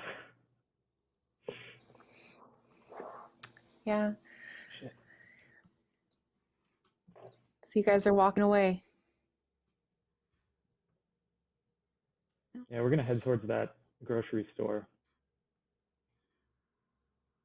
And then Reinhardt like reaches for a pack of cigarettes, reaches for his pack of cigarettes, and then like realizes that it's not there because he gave it away. Yeah, and your lighter. It's also that feeling that just briefly crosses your mind.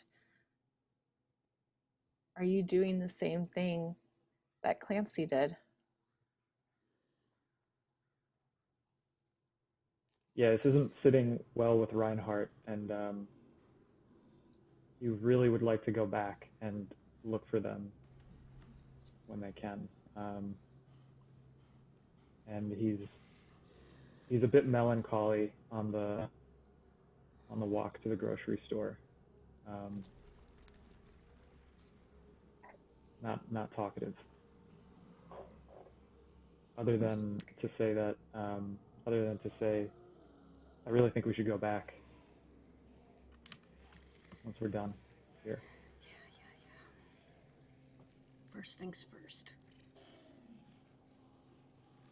Yeah, how long has it been since you guys have eaten?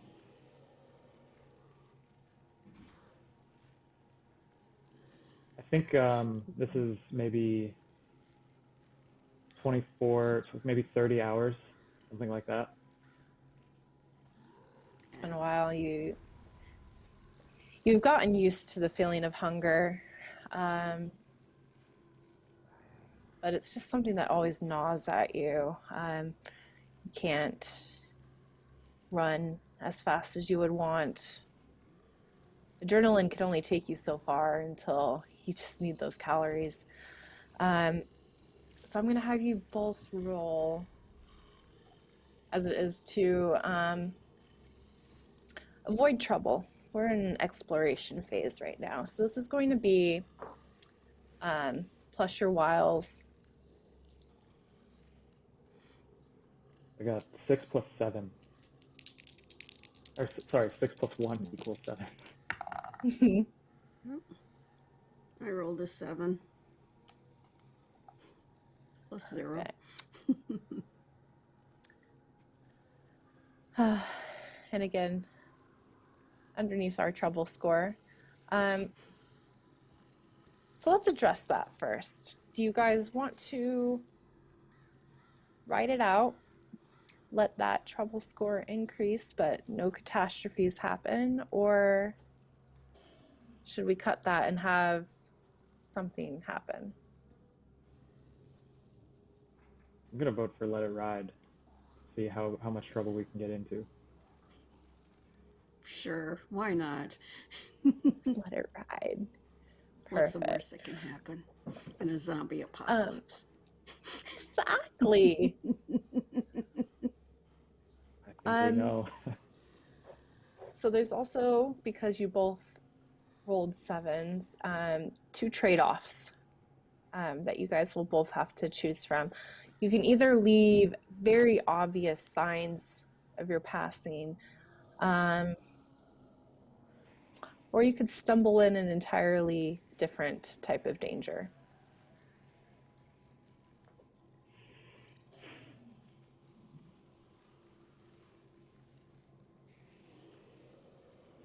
Wonder. Maybe leave obvious signs of passing. What do you think, Ruby? Yeah, I don't know what that'd be though. Unless we're still dripping ooze from our clothes from the explosion, maybe. That could be. Even a trail of zombie ooze. I think maybe there are a few like zombies like following in our wake. Yeah. Slow enough that you're not worried of them catching up to you, but just sort of like lost pets hungry cats just following that food source. It's not fast enough. Yeah. You guys reach a little mom and pop shop, a gas station of sorts. The windows boarded up. There's obvious signs spray painted onto the wood that this sort of code people had left, adapted from the signs that homeless people used to leave around, saying that this is a place for food. This is a place for, there's bathrooms here. There's other things here. But you also know that that could also be a trap. Sometimes people have begun to misuse these. So you can't readily see inside this place, but you have to make the decision if you want to stop here or keep moving. I think Pete is feeling, sorry, not Pete. Reinhardt is feeling, he's still feeling, still pretty distracted by his feelings about leaving Pete and Chuck.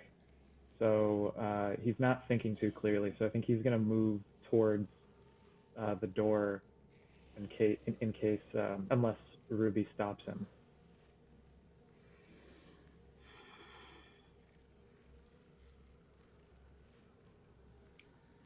Ruby's gonna let him go for the door, be sort of off to the side in case things go bad. She can run. Perfect. Okay. I'm going to slowly open the door, look in. You open that door. It's dark. Electricity is off in this area, and you're not certain. You would need to go further in. The rain is do I have coming down harder. Do you have a what? A flashlight?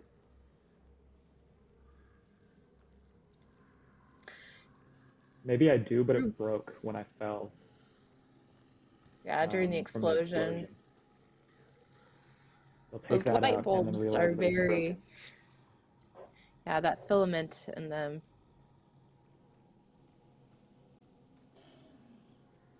So I'll go Yeah. further. I'll reach for my flashlight, realize that it's like broken, and then set it down without trying not to make any noise, and then creep further in. Actually, I'm gonna set the flashlight by the door. So does the door open outwards or inwards? Inwards. Inwards. Okay, so then when I close the door, I'm going to set the flashlight like face down, that it sits standing vertical, right in front of the door, so that if somebody opens the door, it'll knock the flashlight over. Perfect. You go in. There's just those rows of aisles. It's even darker in here just since the windows are boarded. It's dark outside because of the rain. In the back corner, you can see slow movement, just sort of a swaying of a person height creature. It doesn't seem to turn towards you. The light difference doesn't seem to be great enough. And luckily, since there's no electricity, the door doesn't chime. But you do see off to the left pulled utterly clean. There does seem to be at least the shape of something cylinder bottom shelf or back behind other things, maybe in the back. That's all you could see from the couple of steps inside. Okay. I'm gonna try and sneak up behind the figure with my table leg raised, and Yeah. and then paying attention to like how this figure is moving as I approach, and if it seems to move um, in a way that indicates that it's a zombie, then I'm gonna just hit it in the back of the head without asking any questions. But if it has movements that I don't know seem more human, then I'm gonna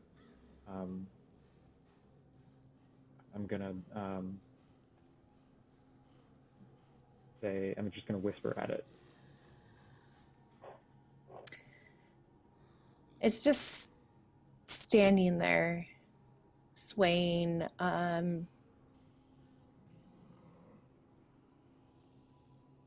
You know how humans act, and this is not acting human. But that could also just be your mind playing tricks on you. Maybe you just want this to be a zombie. Maybe you want it to be a human. So you could either roll to ambush and lose that bonus.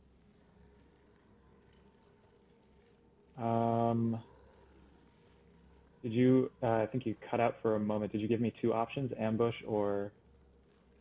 So you could either ambush it, hitting it, or you can speak to it just to completely ensure that this isn't a human. Ambush.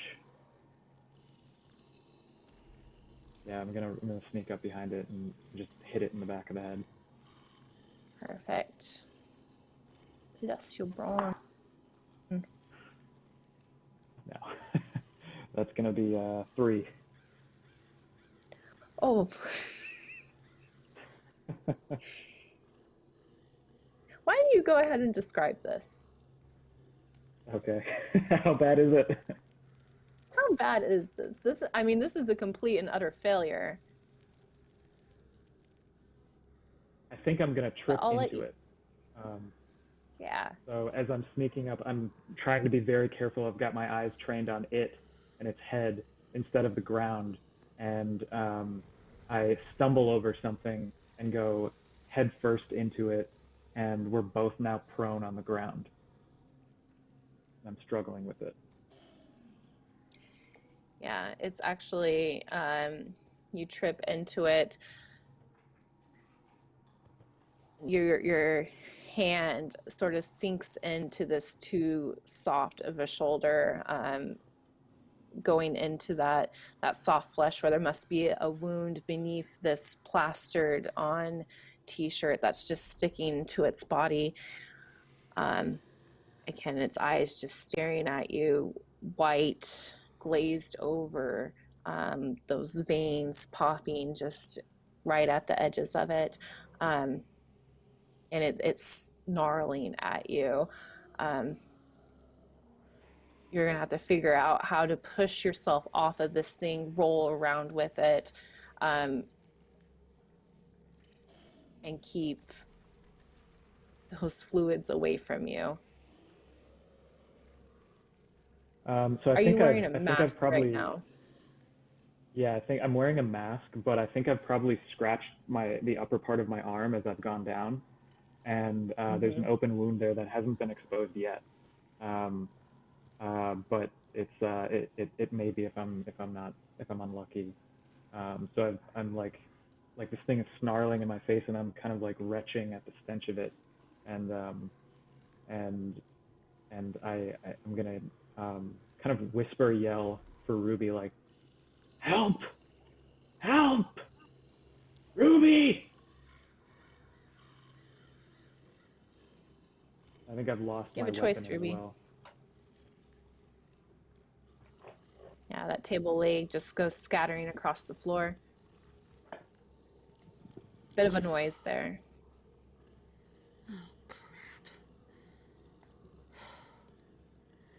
Ruby, you hear this crash. Of course, him shouting, whisper, yelling Yeah.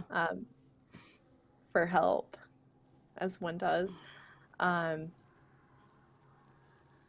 We also see more of these creatures drawn by the sound of that initial crash coming around the corner of this gas station. And the ones that had been following you earlier have begun to catch up.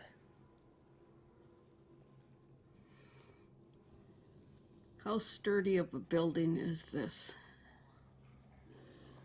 Is it like, the cinder block type? I'm quickly assessing my survivability if I go inside. Yeah, it is one of those rough cinder block buildings, windows already boarded up. A box, definitely.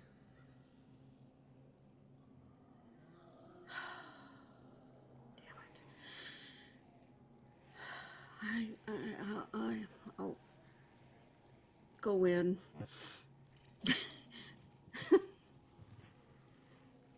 Shut the door behind me. Try to find the boy. Ruby!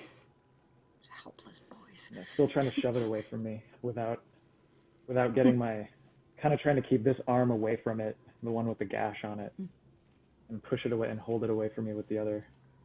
Ruby! Oh God, what'd you get yourself into? Stop. Ruby, help. Get it off me. Get this thing off me. I'm cut. Ruby, you could I'm cut. try. So Reinhardt is on top. This zombie is beneath him, and he's trying to maneuver his way off of it. This gash on his arm, protecting his eyes in a safe manner. So it would be difficult to, not impossible. Or you could try and just wrench Reinhardt back. Yeah, you have, it's a bit of a delicate situation, but something that you need to work with quickly. I take my rifle and I put butt end down onto the creature, the zombie, so that to try to hold it in place so he can work his way off. Find bone or something instead of the squishy bits. Yeah. I'm gonna have you roll grit. Oh gosh. Hey, I got a plus and something there.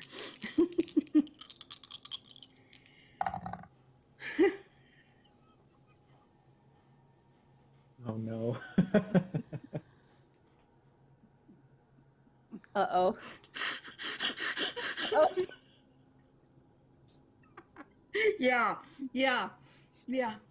That trouble score. Yeah. Um, Oh God. oopsie daisy.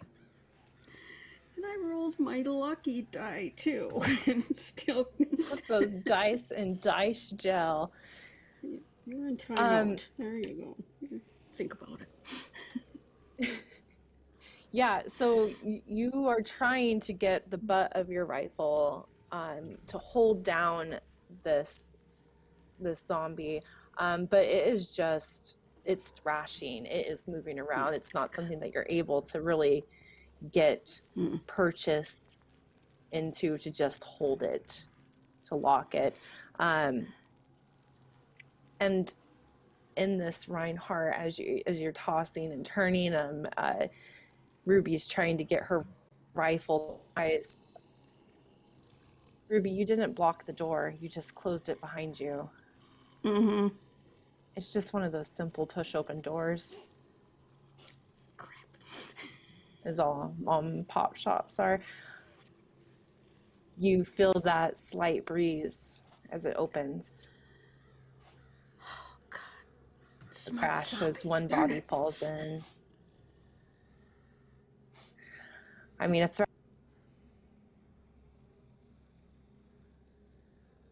thrashing's not the quietest thing. I'm gonna try and Do like you leave? quickly. I'm gonna try and quickly grab something that I can. Even though I'm gonna risk like holding the zombie down with my cut arm, because the hand is still good, and with the other one, try and grab something that I can use to beat the zombie to death with. I think this. We could either roll your wiles or your grit for this. I'll choose wild. I'm gonna find. I'm gonna see. I'm gonna see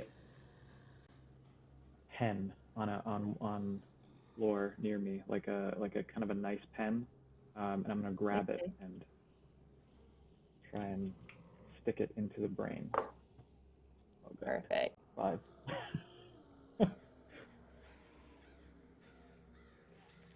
These are not good dice rolls tonight when you need them to I'm be. using different dice. Perfect. Those dice should go into the dice gel as well. Um, you said you were holding it with your arm, your forearm against the bottom of its chin, I assume.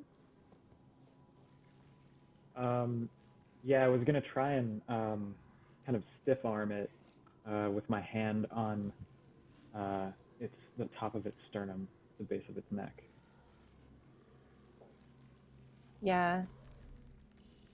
You you're holding it. You're fumbling over for a pen. Ruby, are you still trying to pin it down, or are you sort of backing away as you see that door open? God, I'm backing away. I'm going. I'm going to try to shut that door. Do something. 'Cause this is not good. This is not good. You do know that there might be a back exit, usually back by the bathrooms in the back corner of the store.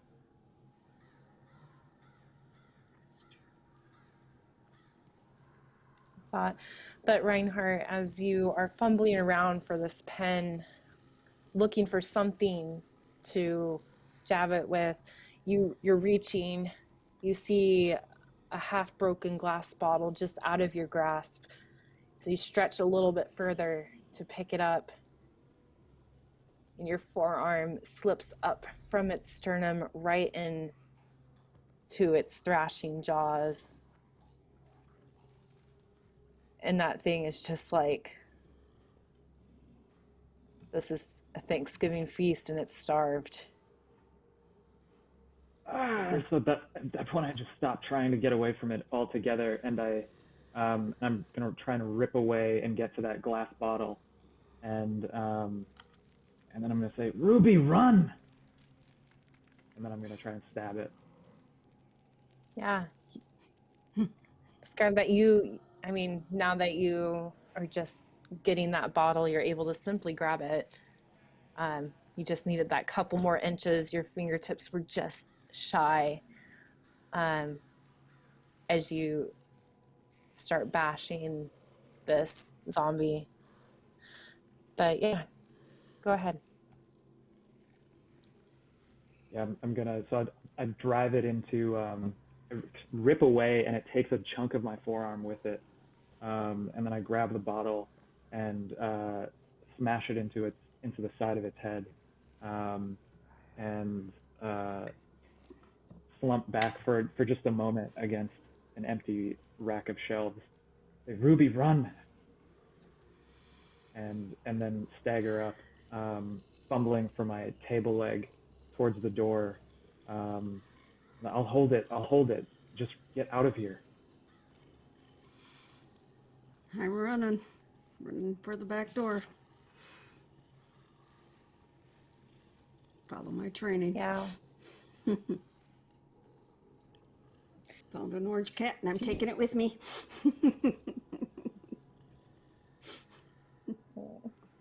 Do you look back at all? Or are you just going? I'm just going. I don't want to know. Yeah, that back door as you exit just slams shut so that you don't hear the screams of Reinhardt anymore as you close it off. Just running. Where do you run to? Where are you going? I'm oh gosh.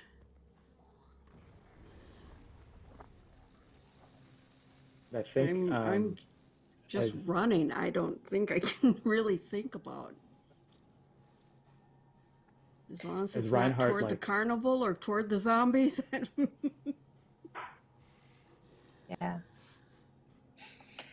Go ahead, Reinhardt. Your last moments. as Ruby runs, this door is I'm leaned against this door as the zombies are pounding against it and it's rattling in its frame, and and I'm panting, my arms just streaming, gushing blood streaming down my leg, and I reach for my cigarettes, and I see that they're not there, and I, Clancy. Oh. And I just slump against the door, and wait to be overwhelmed. Yeah. And that's where we're going to end tonight, guys. That unknowing of exactly what happens. I mean, you guys could decide for yourself if a cure ever comes, if Ruby finds her way into the Cascade Mountains of Washington and is just living off the land. Maybe Reinhardt got one last cigarette. Yeah. But yeah, guys, this has been They Stirred. Again, this is part of our One Shot Wednesday. I'm trying to showcase different indie publishers. We're going to bring Staffen back for us. But seriously, guys, thanks for playing. That was a lot of fun. Mitch had to leave. He is going to be on Level 1 Geek here in about 30 minutes. So make sure you guys go check them out. I believe that they are, I don't want to get it wrong, so I'm not going to say what they're playing, but I think it's Vampire. I might completely be wrong, so ignore me on that. But yeah, we're going to go ahead and wrap up. I am Scribbling Penny, or Sam. You guys can catch me usually as the community manager over at Weave the Tale. I'm usually interacting as Weave the Tale, but this was a lot of fun, and I'm so glad that you guys were able to join me tonight. Sorry for killing some of you, not sorry. But I would love to hear like what you guys thought of the game, some of the mechanics, and just like where we could find you, what you guys are doing, and your favorite color. So we're gonna start backwards this time over with Cadence. Oh gosh, yeah, I have grown to love horror games through Weave the Tale and that, and Colin's channel. I can never say it, but yeah, this is right up there with them. Simple mechanics that flow great with the role play, and oh gosh, I love it. It was so fun. and I ran, which this body doesn't do. So I'm glad Ruby can. Oh, and this is Cosmo. He's my troublemaker. Oh my God, cat. I can be found at Twitter at Magdalene Bloom. I post there about a lot of crap, mostly about Critical Role. So if you don't like that show, sorry. Let's see. I'm on Penny for a no, not. Good God, Party Wipe Games, Vampire the Masquerade, which is usually on Tuesdays, though we might be moving days because there's been way too many conflicts on the Tuesday. So we'll see. Stay tuned. Stay tuned to the Twitters and everything. We'll let you know. And that, yeah, I'm around. Job hunting, what you do. What you do. That What you do. the constant grind. Yes. Oh my gosh. And I absolutely loved playing with you. Like, it has been my dream to play together. So I'm so happy. Oh, I've been somebody's dream. Oh. I know. Sorry, I fangirl over so many different role players. So ignore me, guys. Yeah. Let's go down over to Ben. Yeah, so you can find me at DM_BenW on Twitter. There I, again, talk about role-playing games and sometimes improv. And I'm just having a good time doing that, engaging with people, and looking for more games to play in. This one in particular was very fun. Things can go bad very easily. In the best way. Yeah. But yeah, I really appreciate getting to play with everyone here. It was very fun. And my favorite color is probably purple, which is maybe color. the color that Reinhardt is. Ooh. No, I forgot it was the fun to favorite have you. color. Darn it. Yeah. What is your favorite color? We need to know. Red. Favorite Surprise. color is red. Oh my gosh. Yeah. Perfect. And we have our red blood splattered frames. This is good. All right. And then last but not least, let's jump down to Staffan. I'm Staffan, RQ Staffan on various intermodal communication means. It was just so much fun portraying Chuck tonight. For the while that it lasted, and the exit was just absolutely wonderful, supreme. This system, I mean, as everybody has said, I think this system really shows what a great group of role players can create when given just enough structure and license to really go for it. I know I'm now mentally planning on, will I run this at a tabletop convention if those ever reoccur in real life, because it strikes me as the perfect midnight game for that. And yeah, it's I love the hints in the quick start rules that they think that this is possible to run as a long-term campaign, and I would applaud anybody that manages that. But then again, people have said the same thing about Call of Cthulhu, and I'm planning a 2-year campaign arc, so we will see. And with that hint dropped, normally you can find me lurking in way too many chats. And of course, Pope has already stolen the tagline that I need for that. So I will just mention that the real place you can find me is over on Penny for a Tale most Friday nights, where I have the joy of hosting Friday Frights, the channel's set of short-run Cthulhu adventures. And there's normally at least one, if not more, casting calls open for those. Feel free to join in the fun. Yeah, that's pretty much me. Perfect. Anyways, I absolutely love playing with you guys. As I said earlier, casting calls will be going out probably tomorrow or the next day for Weave the Tale. So you guys get to know because you're watching with us tonight. Make sure if you're watching our YouTube video that you leave us a like and a subscribe.